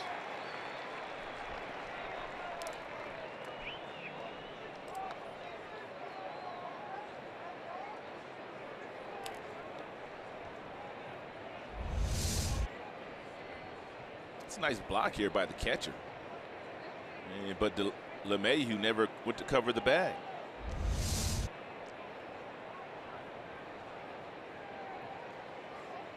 So put a runner now in scoring position, and now Wolters out to the mound.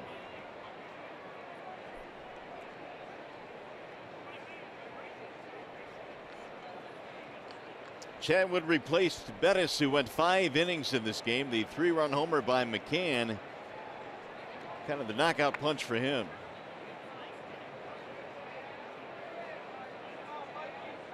Now Mikey waits on a 3-1.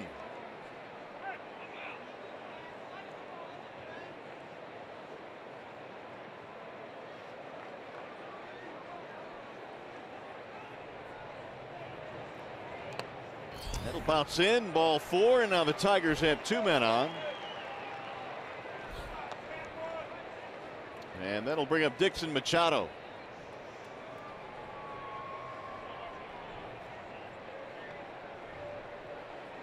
When Chatwood first came up, his first big league season with the Angels, he walked 71 and struck out 74 in about 140 innings. So the base on balls were an issue then.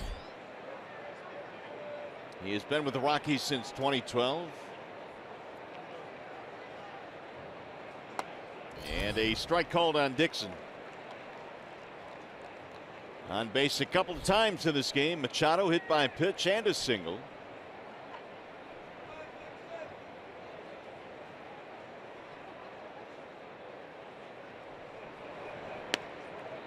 In there, a strike called, 0-2.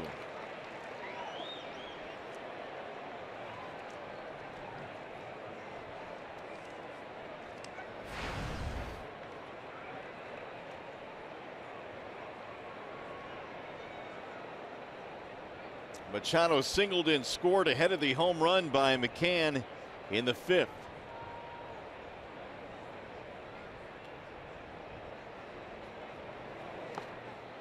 Tigers getting it done today offensively without Miggy, without Kinsler. Vmart is on the DL. A lot of their big bats not playing today, yet they've put up 5 runs in this game. And Verlander has been a main reason why, he's scattering just 2 hits. And he's been absolutely dominant this afternoon. JV with 8 strikeouts. He went around, and Machado is out of there to end the inning. No runs, a single walk, and 2 men left.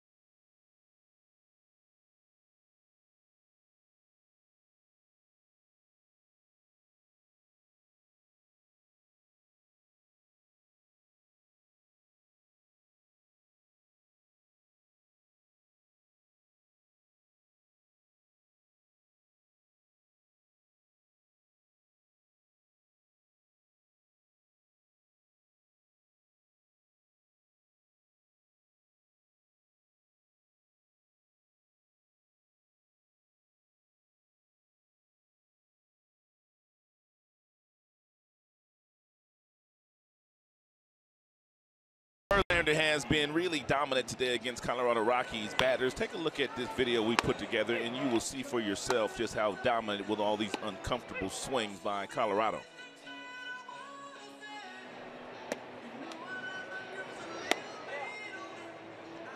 Verlander pitching his best baseball right now. 8 strikeouts for the Tigers ace here this afternoon. Top of the order coming up for the Rockies. It'll be Charlie Blackmon, then LeMahieu, and then Arenado. And they really have not even threatened against Verlander. They've had a single in the first, a single in the second, a walk in the third, and not a whole lot otherwise.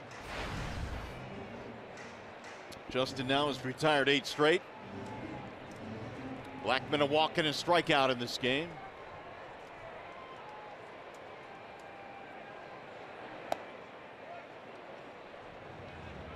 One ball and 1 strike.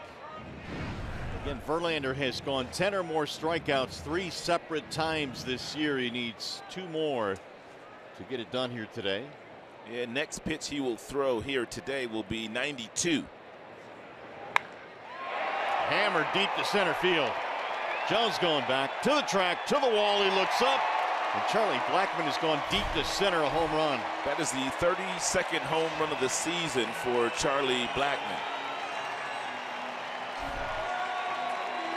84th RBI as well. It's a 5-1 ball game.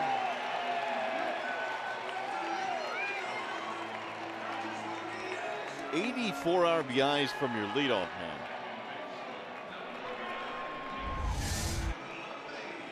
It's a breaking ball, and Blackmon, he timed it perfectly at 80 miles an hour. And it was right over the heart of the plate. Real nice concentration by Charlie. 1-1 pitch. Now LeMahieu.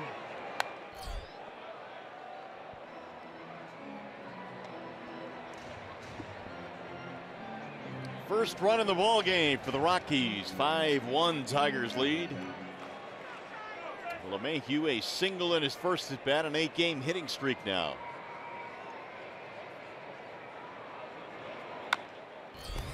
Slowly toward third base.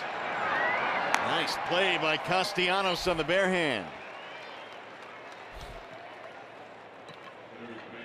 Here's our bell tire pitch by pitch. And we told you that Verlander's been dominant today. He has punched out Nolan Arenado twice. The first time up, he got him with 96. That was up top. Second time up, Arenado looking for the fastball, and Verlander did not throw him one. Back-to-back breaking balls followed up by 2 sliders and 2 strikeouts today by Arenado. And Arenado has not looked good today, but good big league players like Arenado, they make adjustments. We'll see if he does so. 2 of the 8 strikeouts for Verlander. That ball hit well to left field, going to the track. And it's going to be caught. It dies out there right into the glove of Upton. Well, that wind started blowing in from left field at the right time. And knocked that down big time. We'll bring up Parra.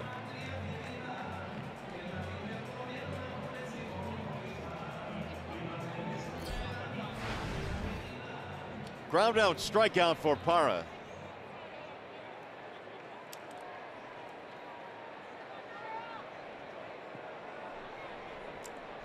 For the first time in a while now, the Rockies making some solid contact against Verlander. Was fouled back out of play 0-1. Parra came in with decent numbers against JV, 3 for 6 with a homer. But 0 for 2 today.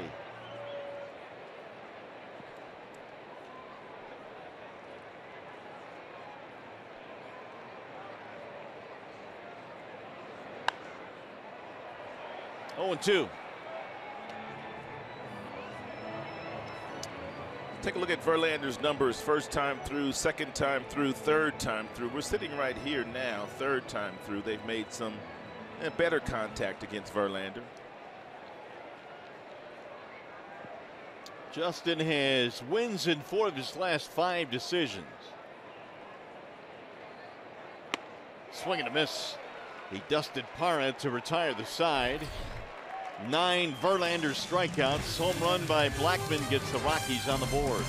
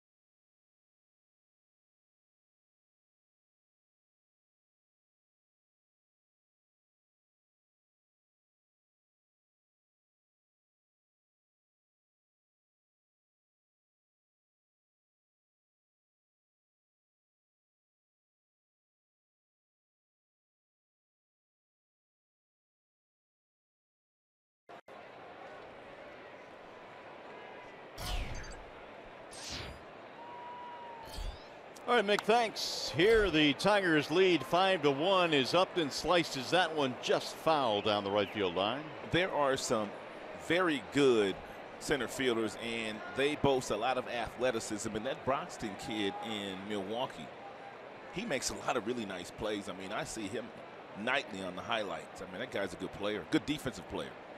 Milwaukee came in 3.5 out, 3 back now of Chicago.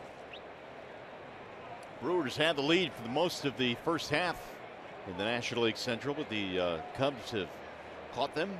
I think a lot of people felt like Chicago, that would be the Cubs, were just too good, and that sooner or later they would start to play a whole lot better, which they did after the break.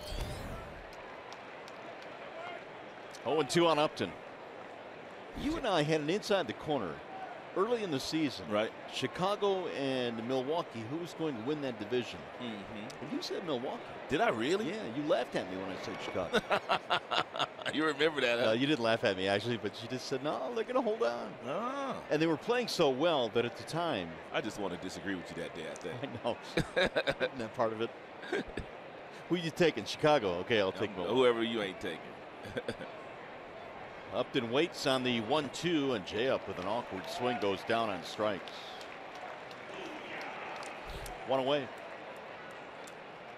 This Sunday, the Tigers take on the Indians. It's a 1:10 start. Sunday Kids Day. All kids 14 and under receive a free Nicholas Castellanos poster. How about that? For tickets, go to Tigers.com or call 866-66-TIGER.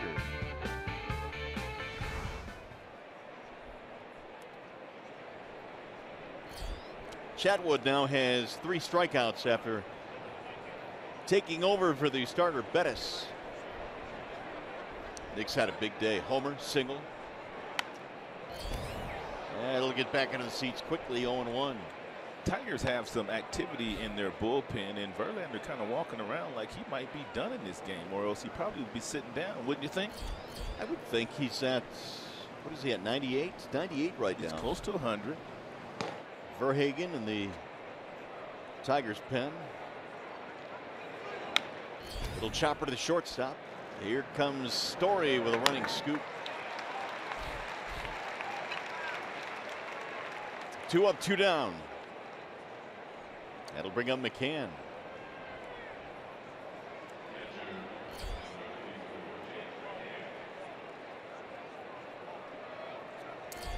Mack with the big blow, a 3-run shot in the 5th inning, lengthening a 2-0 lead to 5-0.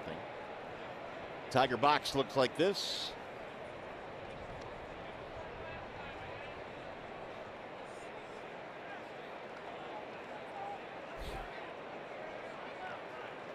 McCann on base twice, has also walked and scored a run.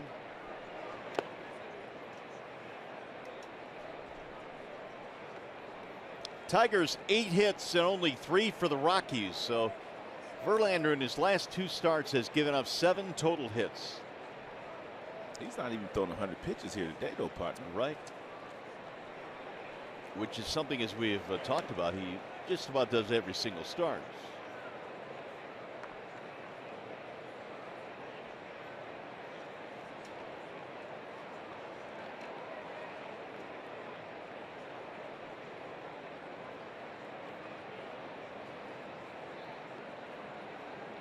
Here's the 2-0. 2-1 now in McCann.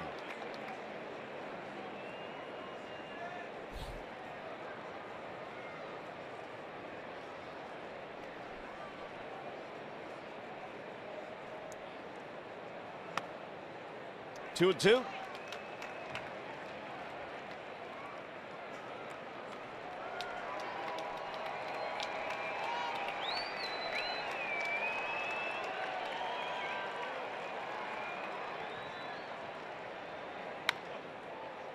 Roll toward third base. A running scoop there by Arenado, and he throws him out. 1-2-3 inning. JV appears to be done for the day.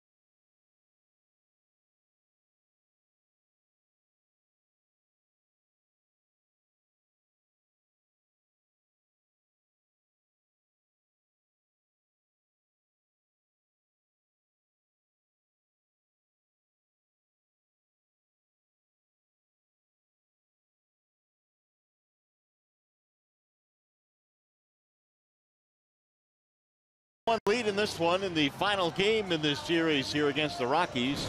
JV done for the afternoon. Wall side windows change. Drew Verhagen. And Verhagen was starting when he was down in AAA this year and pitched pretty good baseball when he got called up. You can see that his fastball usage goes up to about 61%. Really likes his curveball, so pretty much a two-pitch pitcher pitching out of the bullpen has been Drew Verhagen.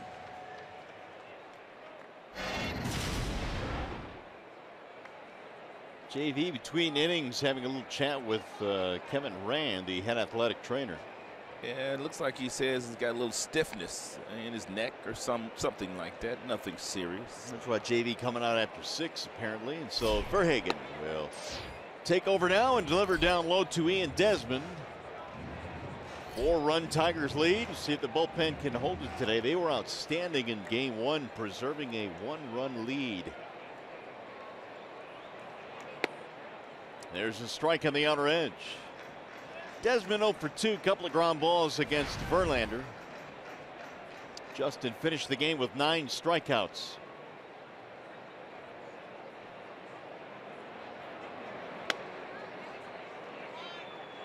One and 2 the count. And good fastball there thrown by Verhagen at 94 with some late cutting action to it.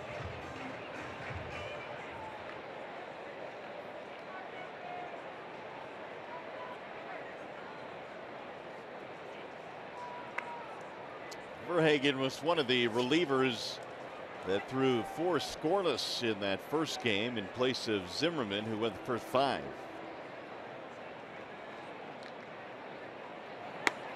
Got him, strike 3, caught him looking. Desmond not leaving, didn't like it. And having words now with Bruce Dreckman. That is the 10th strikeout for Tiger pitching this afternoon.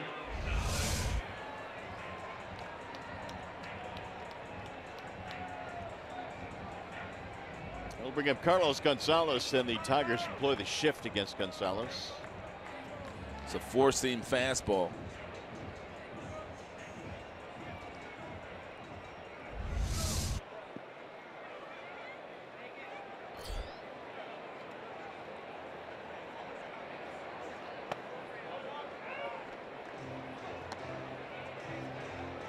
And Desmond still can't believe it.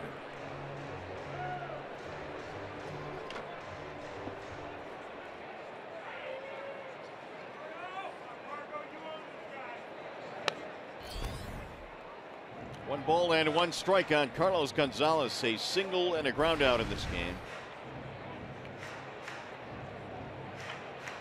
Gonzalez's best year was the 2010 campaign when he knocked in 117 runs and was 3rd in the MVP voting that year. Rolled foul. 1 and 2 the count. Big year last year as well, knocked in over 100. These are the career numbers. Over 200 career home runs. He's a free agent after the season is over. He probably will not be able to cash in on a multi-year deal, but he'll get a deal to go somewhere and play for a year.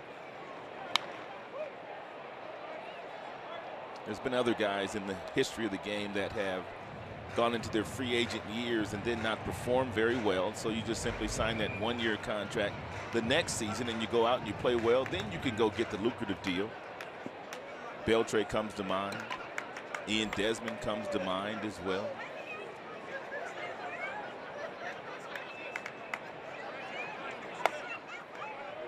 Did not chase. And Beltre, when he left Seattle, had to go to Boston for 1 year before signing a lucrative deal with the Texas Rangers. Gonzalez is still only 31 years old. Still young. I mean, he's been in the big leagues since 08. Thought he was older than that. So he's been in the show for a decade.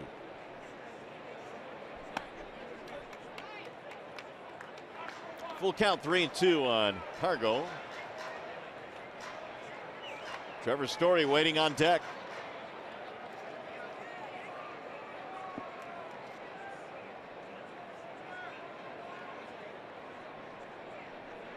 The 3-2. Little chopper up the middle. Castellanos out of position, had to move over on the shift, makes the play. 2 gone. That is a 5-3 ground out. And then he'll bring up Story.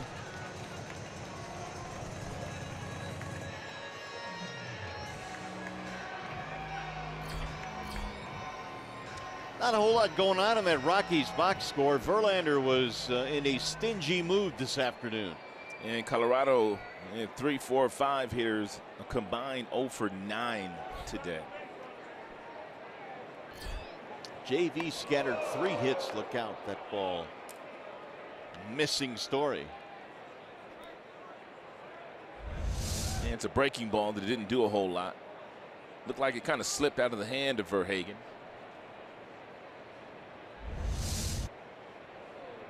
Verlander struck out Story twice. Swing and a miss.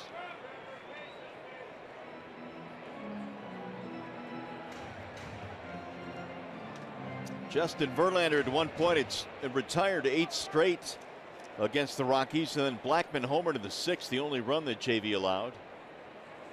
A little high and away, and the count now goes to 2-1.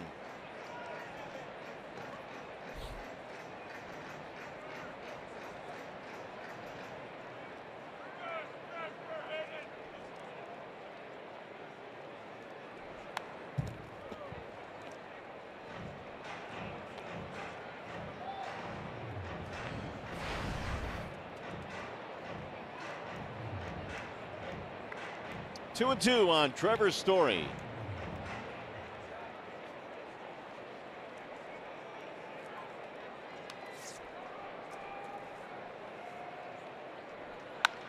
Bouncer back up to the right side. Machado has it there. And that's going to be a 1-2-3 inning for the right-hander Verhagen. You're watching Tigers baseball on Fox Sports Detroit, presented by Bell Tire.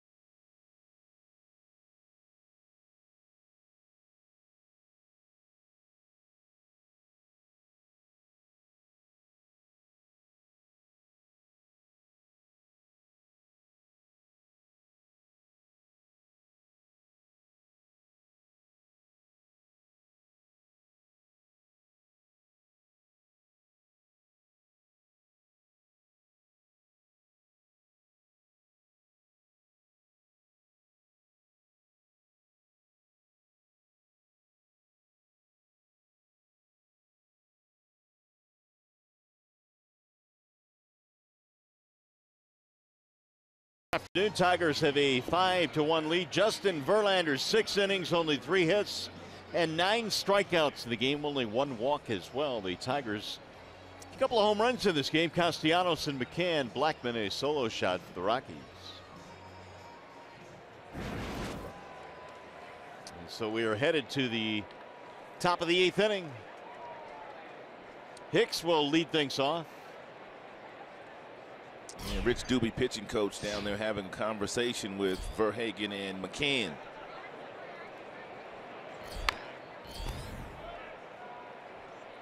Hicks, a couple of strikeouts and a ground out in this game today.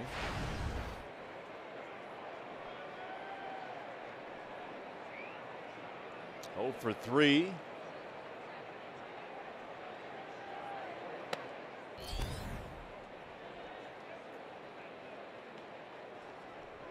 One ball and 1 strike. Hicks the start at first today. Miggy again got the day off.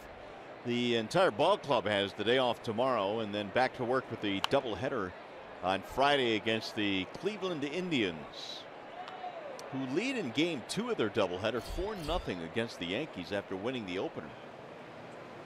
They're trying to sweep. The Cleveland pitching staff all of a sudden has started pitching some tremendous baseball. Their starters. A base hit to center field for Hicks. Leadoff man on. Kind of figured that Cleveland staff would eventually round into form. They've had some injuries in that staff, but here's an overview of the Tribe. ERA, and they lead the American League with a 3.21 since the All-Star game. Jose Ramirez, boy, the Tigers are going to have to try to figure him out, man, because some numbers that he's been putting up this year are just not right. 439 with 6 homers and 18, and Lindor is going to hit 30 homers this year. Didn't Ramirez hit a couple of home runs against the Yankees? He did. A couple of nights ago against Off Severino. Severino. But he don't just pick on Severino. He picks on the best of them.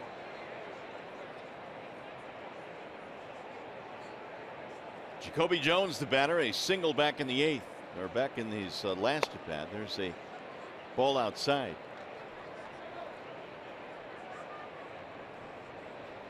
Indians scoring 4 in the top of the 1st against the New York Yankees, who, well, they're trying to hold on to that top wild card spot. And they are a good team. We've seen them recently, of course, on the last homestand, part of that big brawl. But, you know, the Yanks came in 10 over. Yanks have a good bullpen. Severino looks like he's going to be a legitimate #1 someday. And CC, Tanaka. And Jacoby gets a walk, and now the first 2 have reached here in the 8th. By the way, RBI Baseball 2017 is out now for Xbox One, PS4, iOS, and Android. Enjoy fast-paced pick-up-and-play MLB action, packed with your favorite MLB teams, players, ballparks, and more. Check it out online, rbigame.com.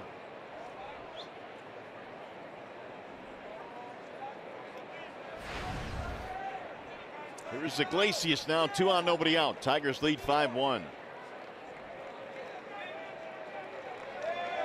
Big fella moving on deck. Pitcher spot due next. And it looks like Cabrera will get an at bat.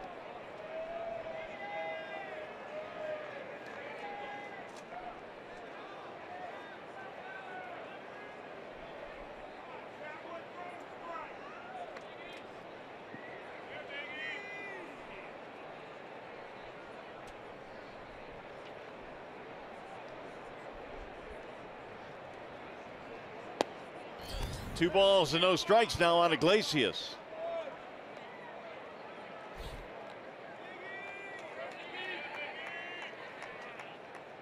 Bud Black saw Verlander lead this game. Had to figure, well, we got a shot here against the Tiger bullpen, but Tigers trying to tack on to their 5-1 lead.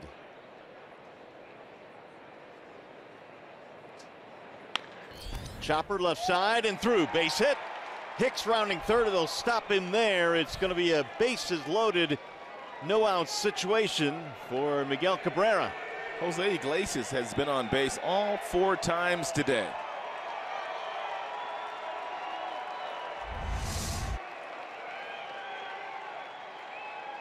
It's a fastball down that found the seam on the left side of the infield.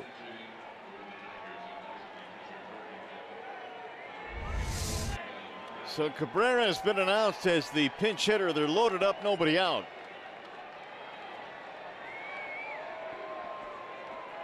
Hicks a single, Jones a walk, Iggy a single. All of a sudden, the crowd kind of got excited as Miguel Cabrera strolled to the plate. You don't usually see that when the team is on the road. Yeah, they perked up quite a bit. Cabrera had a couple of walks in the first game before he left with the tightness in his back.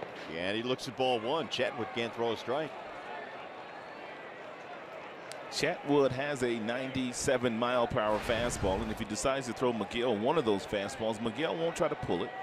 Miguel will simply try to go into right center field on a fastball, and folks have got their cameras out, taking pictures of the future Hall of Famer.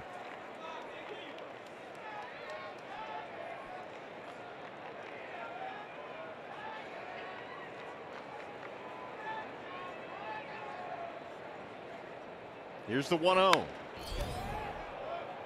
1 ball, 1 strike on Cabrera. 96 with that last fastball by Chatwood. Crowded Miggy inside. That's where a lot of teams have elected to pitch Miguel this year. Fastballs firm above the belt buckle. Inside.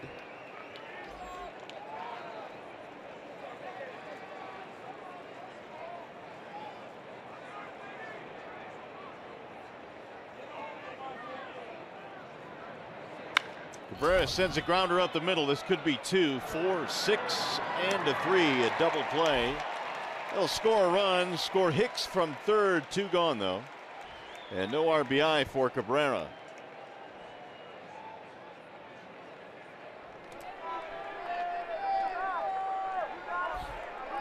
Leadoff single comes around to score. We'll bring up Mikey Matuk now with 2 outs.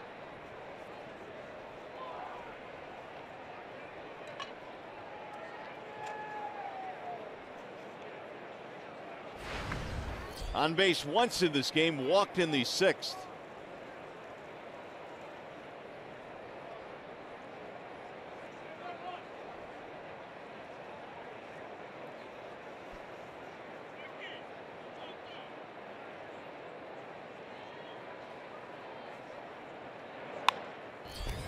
Popped up, shallow right field.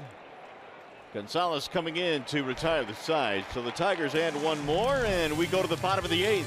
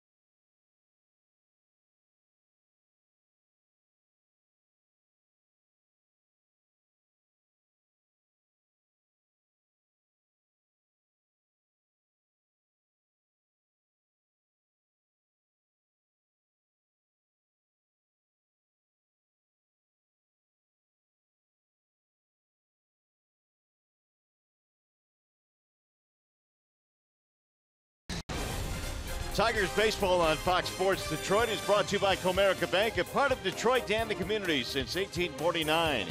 Your Metro Detroit Chevy dealers. Visit ChevyDetroit.com. See why Chevy drives the Motor City. And by Wallside Windows, we can do that. We are the factory. Back here in Denver, where the Tigers are on top 6-1 now as we go to the bottom of the 8th, and the Tigers have a new pitcher coming out of the bullpen. In 58th game this season for Alex Wilson, checks in with a 3.76 earned run average, and 34 strikeouts, 15 base on balls, and pretty much a lot of fastballs thrown by Willie, and 4-seamer, the cutter, and the slider. Wilson in a Wallside Windows pitching change. Walters will lead things off. And he'll look at a strike 0-1 from Alex Wilson. Verhagen a 1-2-3 7th, and now Willie here in the 8th.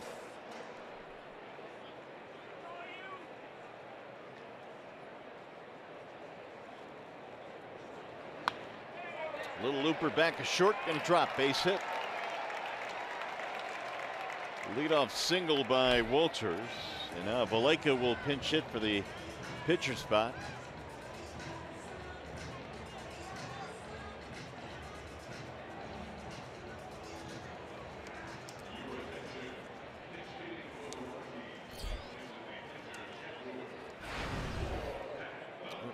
Valaika pinch hit in the first game. This has been his specialty. He's got 15 pinch hits this year, including 3 of them as home runs.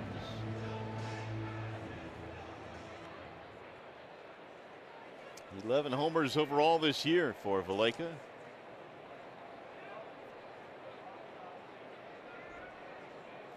Rockies only their 4th hit of the game.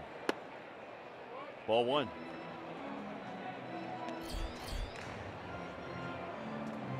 Oberg, the right-hander, warming up in the Rockies pen.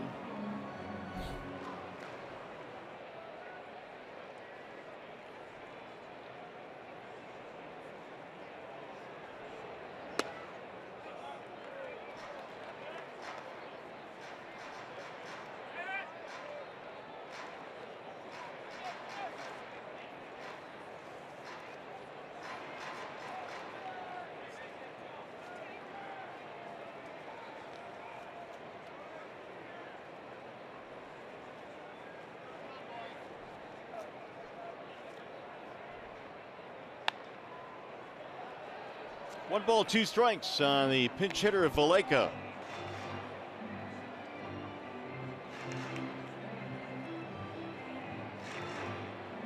Reverse splits this year for Wilson. Righties batting over 300 against him, but lefties 226.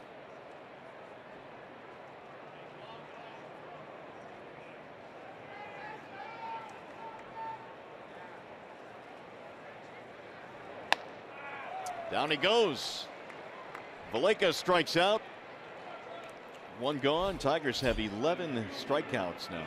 Here is the 1-800-CALL-SAM call of the game. Back in the 5th inning against the starter, Chad Bettis.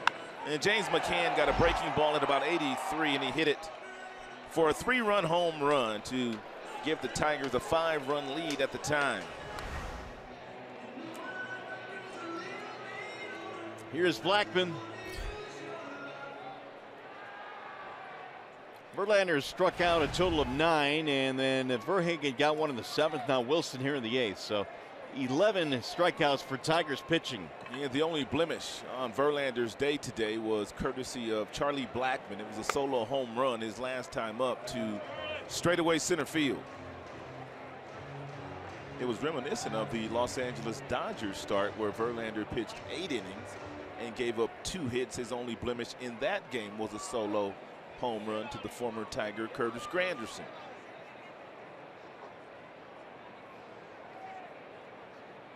Here's the 0-1.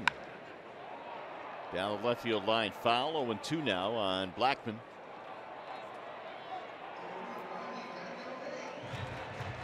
He and Blackmon, they relatives? What you got on him, Mario? Why, because of the beard? Yeah, a little salt and pepper. Might be his relative. Well, he fits in with Blackmon and Lucroy here. Yeah, he did. I kind of like the salt and pepper. Chilling out there. Got a little hat going too. He's all in. Now the 0-2. There's a lot of folks rooting for Charlie Blackmon these days. And why wouldn't you? It's why I still like interleague play. I know it's kind of lost its luster a little bit. But the main reason I still love it is because when we come to some of these ballparks, you don't come to very often. You get a chance to see a different feel. You get a chance to see the best players in the other league.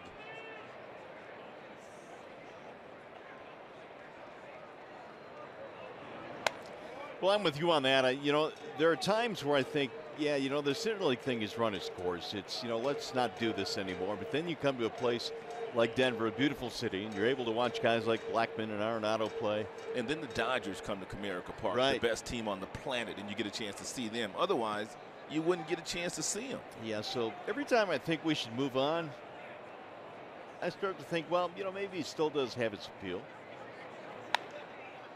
That is popped up. Third base side. And Castellanos on the grass for out number 2. Let's bring in John Keating. Well, he's not playing today, but there is a connection between Ian Kinsler of the Tigers and DJ LeMahieu of the Rockies. It's part of baseball that you need a place to stay. You need a place to put your family when you come to Detroit to play for the Tigers. Ian struck a deal with DJ LeMahieu to stay at his house during the Tiger season. Of course, LeMahieu is out here in Colorado. The place is wide open, so Kinsler has been sort of a rather happy tenant during the baseball season for the Tigers. Nice. As LeMahieu steps in. There's the bouncing ball right side. It's going to get through. Base hit out of the reach of a diving Machado. That'll send the runner to third base as Walters gets in there. And now first and third with 2 out. That's a shocker. Another base hit the opposite way for DJ. 2 out of 4 in this ball game now for LeMahieu. Well, the previous season, Ian Kinsler had a chance to stay in Alex Avila's house. Right. So when Alex came back to the Tigers, Ian had to find a new crib to stay at. And he found one in DJ LeMahieu. What kind of rent do you think he's paying? I don't know, but I'm sure it's probably reasonable, manageable. Yeah. You know what I mean? All DJ wants to know is that they taking care of the place. You would know you're a tenant. I mean, you're a renter. Just don't trash it. I'm gonna make sure they're talking about, you know, cutting the grass, you know, defrosting the fridge, things like that. Right. Here's Rich Doobie coming out now to have a chat with Will. So, John, do you know, do the LeMahieu's just simply go right back into their home when the Tigers season is over? I'm not sure. That it came up in our conversation between Matuk and LeMahieu that Ian was staying at DJ's house. So I don't have a lot of information beyond that, but it's sort of a cool connection in this rare series when the Tigers come to Colorado. Right. Stump and Green starting to warm up now in the Tigers' pen here with a little bit of an uprising for the Rockies, who can strike quickly. So Brad not taking any chances. You've got the middle of the lineup now. Here is Arenado. 6-1 ball game. Tigers have the lead. Yeah, he's a serious run producer. Yeah, that would be Arenado. Yeah, since the beginning of the 2014 season, nobody in baseball has driven in more runs than Nolan. 435 ribbies in the last 4 years.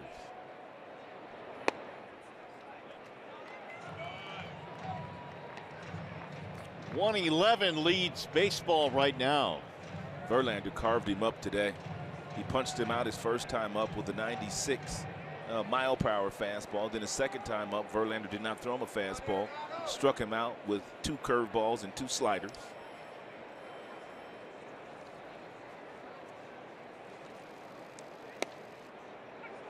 Ooh. Thank you very much. Nelson Cruz leads the American League with 101 RBIs. There are 4 guys in the National League with over 100. Arenado, Stanton, Goldschmidt, and Osuna. Marcell Osuna. And most of those guys are in the MVP conversation in the senior circuit.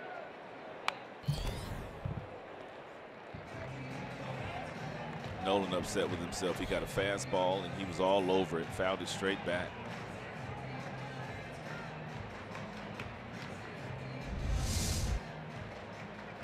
Good velo by Wilson, but Nolan had a great swing at that ball.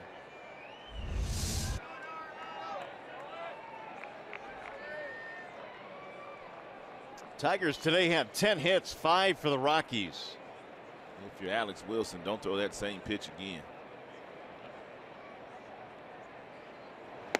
Swing and a miss. Arenado down on strikes for the 3rd time today, and the Rockies strand 2.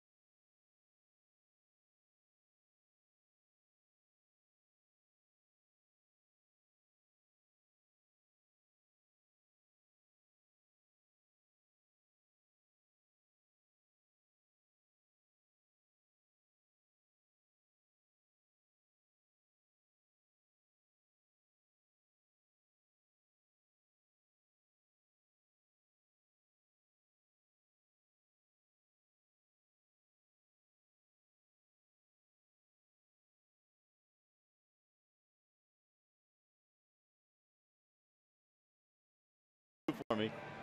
He's got a 2-year-old here in his first game for the Tigers. Well, welcome.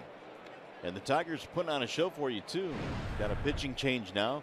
Wall side windows variety. Scott Oberg has come on for the Rockies.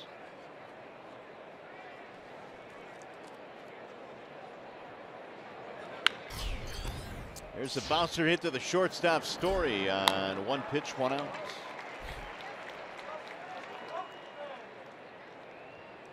Machado retired. That'll bring up Justin Upton. Jay up 1 for 4. He is fanned twice. He is singled and flied out. Oberg last year had a season cut short. He had some blood clots in his right arm. Had to have surgery.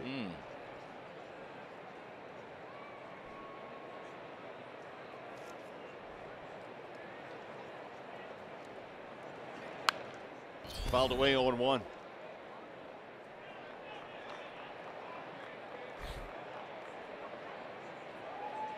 (6-1) Tigers lead, 3 outs away from winning 2 out of 3 here in Colorado.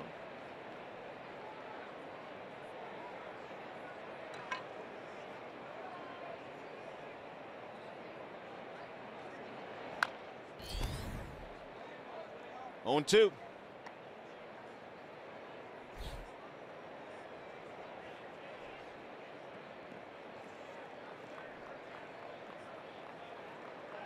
Oberg played his college ball at Connecticut. Same school that produced George Springer of the Houston Astros. And he missed. Just missed low. I mean, you got to do a lot of practicing inside when you play at a school like Connecticut, where it's so cold when baseball season starts. Well, I think one of the reasons Mike Trout was selected so low in the first round. I mean, great point. Well, I think scouts sometimes are not so sure. Well, first of all, they don't get a chance to see him play a lot. Exactly. Or as much as the southern schools, but you often wonder about the level of competition as well. 2-2 the count.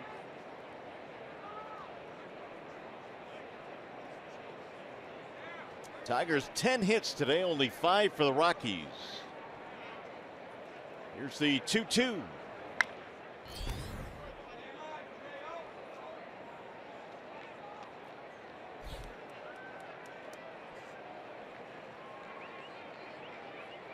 Shane Green still throwing in the Tigers pen.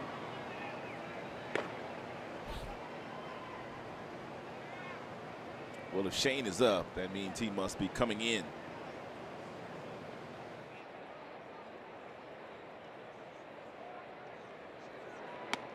I think Greeny only used a couple of times on this road trip. Once that 5-out save in Chicago, and then he pitched a couple of days ago here, a 1-2-3, and to get a save in the first game of the series. And the ball club has an off day tomorrow, so it appears he'll get more work here today. It appears that Shane Green is finding a home as the Tigers closer. That's the one thing funny about that role, Mario, is you just never know who will emerge and take over that role. I mean, the Tigers had Bruce Rondon slated to be their closer for a number of years. Joe Jimenez slated to be the closer in waiting. And all of a sudden, Justin Wilson gets traded and Green is given that spot and has never looked back. Yeah, Greeny's had to wait for 2 guys to depart, K-Rod and then Justin Wilson. He'll get back out of play. And really nobody is throwing the ball as well as Green for the last 20 days or so. He's been outstanding.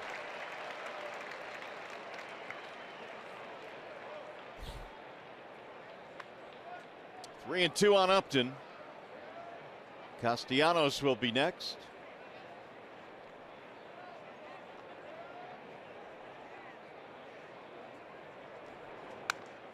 JL pops it up.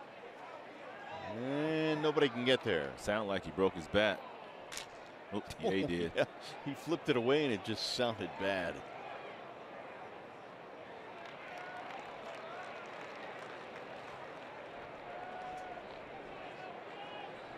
Upton fouled a ball off his foot last night late in the game, had to come out after that at bat, and we thought that coming into today probably would get the day off, but instead it was Kinsler getting the day off. Miggy also not in the lineup today.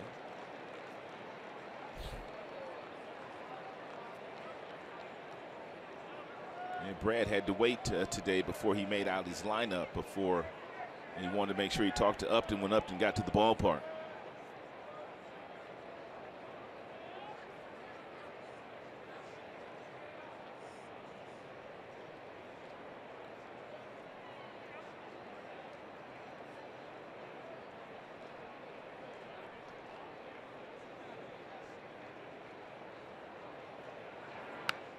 Another foul by Jay Up as he stays alive.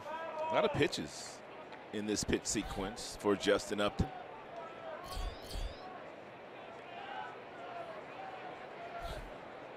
Up to 28 homers, 94 RBIs.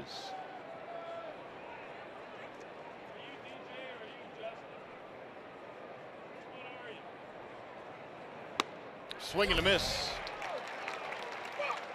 2 gone. A strikeout of Upton, who fans for the 3rd time in this ball game.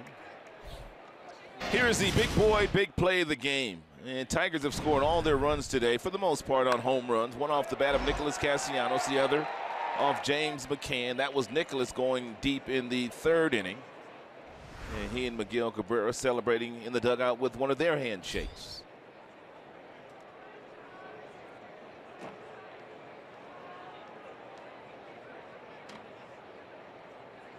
The home run for Castellanos, his 19th that he hit back in the 5th inning. Oberg's got a pretty good arm. His fastball 95 to 97 with a little movement, a little 2-seam run to it.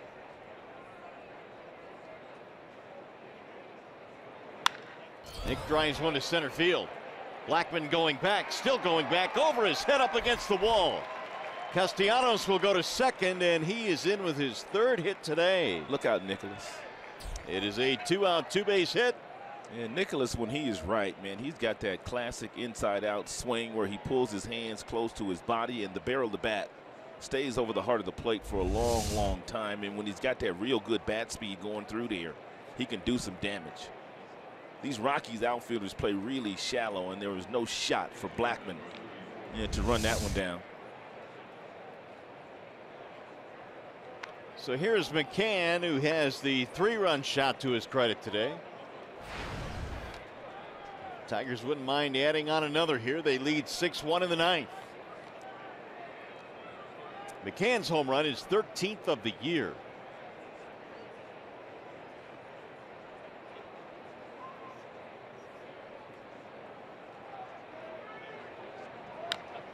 Rolled foul, 0-1.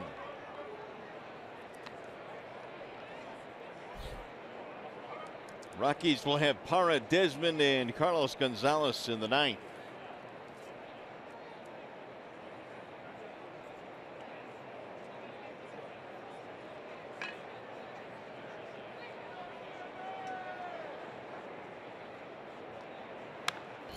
Popped him up behind home plate and caught up against the screen. Nice play. Walters hauls it in to retire the side. Nothing comes to the 2-out double. Shane Green getting set to come into the ball game as we go to the bottom of the 9th.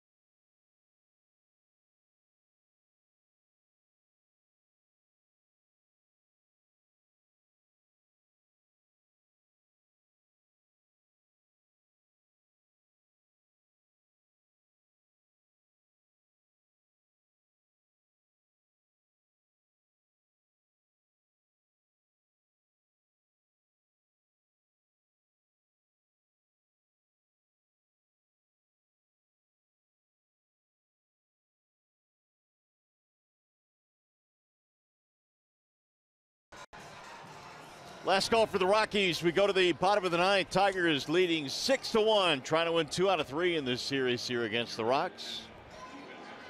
Shane Green will check in now for the Tigers. His numbers since July the 1st. And 22 and a third, the ERA under 1, racking up tons of strikeouts, and the league is hitting 179 against Greeny. And some of that was as he was setting up for Justin Wilson before the trade of Wilson to the Cubbies. Andrew Romine coming into the ball game now and played third base. So Green and Romine the changes. And as we go to the bottom of the ninth, here is Gerardo Parra. Parra, Desmond, and Carlos Gonzalez.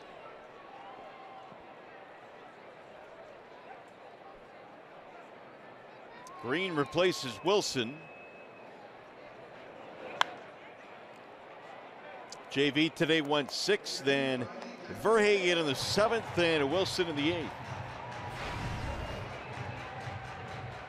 Tigers caught this Colorado Rockies team at the right time. They have had a difficult time of scoring runs lately as a team.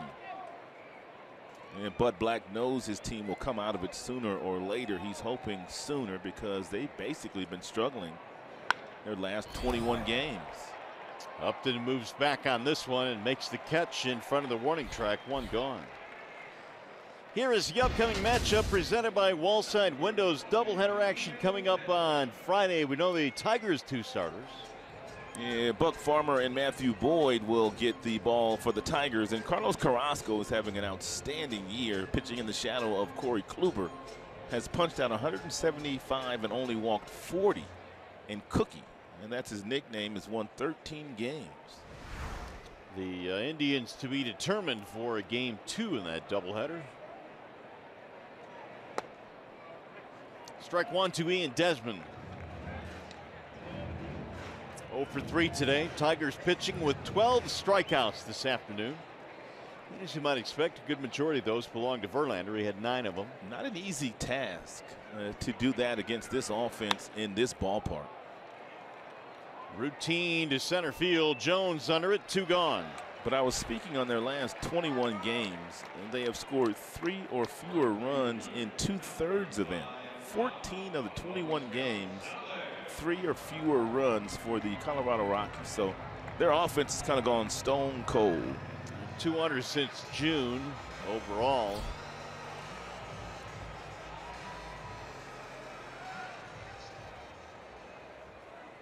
Yeah, through it all, the Rockies still own that second wild card position. A lot of baseball to be played, 1 full month to go. There's Carlos Gonzalez.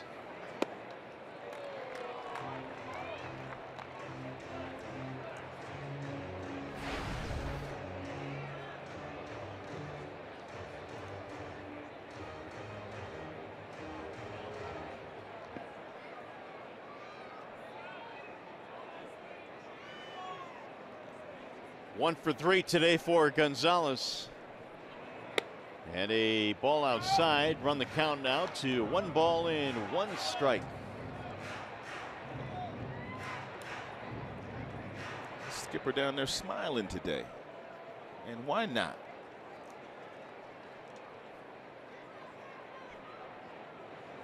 Brad was even saying today that when he got the Tigers job, he called Bud Black on the phone. They're good friends, the manager of the Colorado Rockies, just to pick his brain about something that Brad may not know about managing. Brad played 18 years in the big leagues, but until you manage, you don't know that much about it. And he said that Bud Black gave him a lot of valuable information.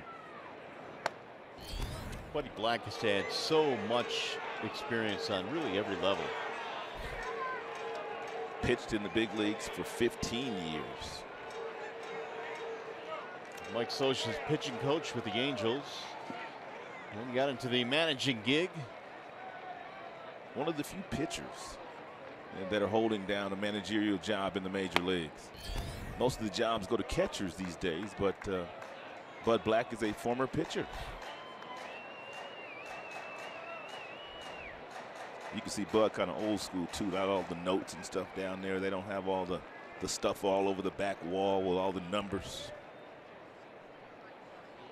Lineup sheet. That's all you need. Lineup sheet. Jim Leland, old school. There's a walk to Gonzalez. 2-on walk keeps it alive for the Rockies.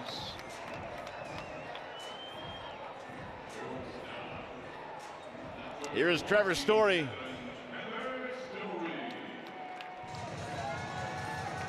Story is 0 for 3, a couple of strikeouts and a ground out.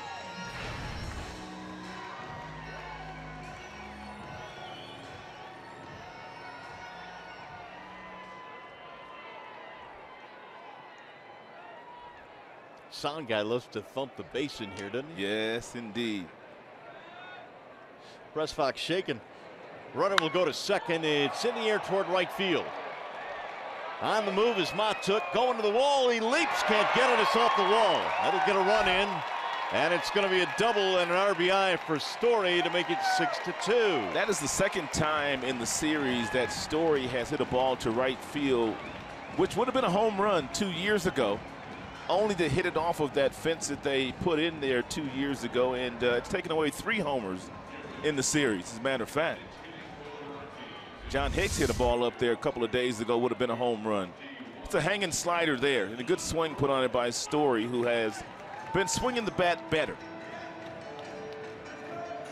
I don't know what it is, man, about situations where closers come in and it's not a closing situation. It just always seems like it's hard to maneuver through to get them 3 outs. Now Lucroy will pinch hit for Walters. 4-run game now, 2 outs, runner at second.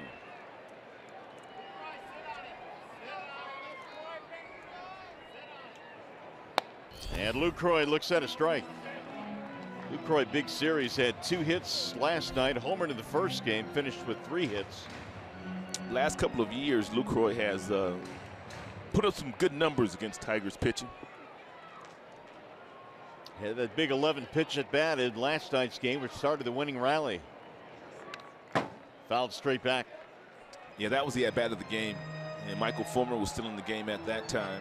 And it was the first at-bat of the bottom of the 7th. Michael threw him everything but the kitchen sink and finally came back with not a bad slider.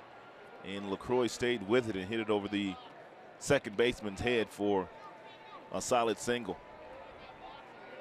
Reynolds has moved on deck. If Lucroy keeps it going here, he would pinch hit for the pitcher. Here's the 0-2.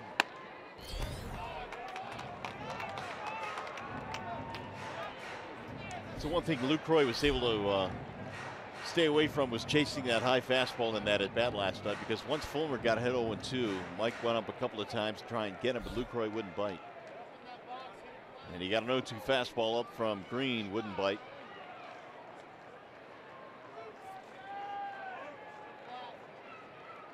Here's the 1-2.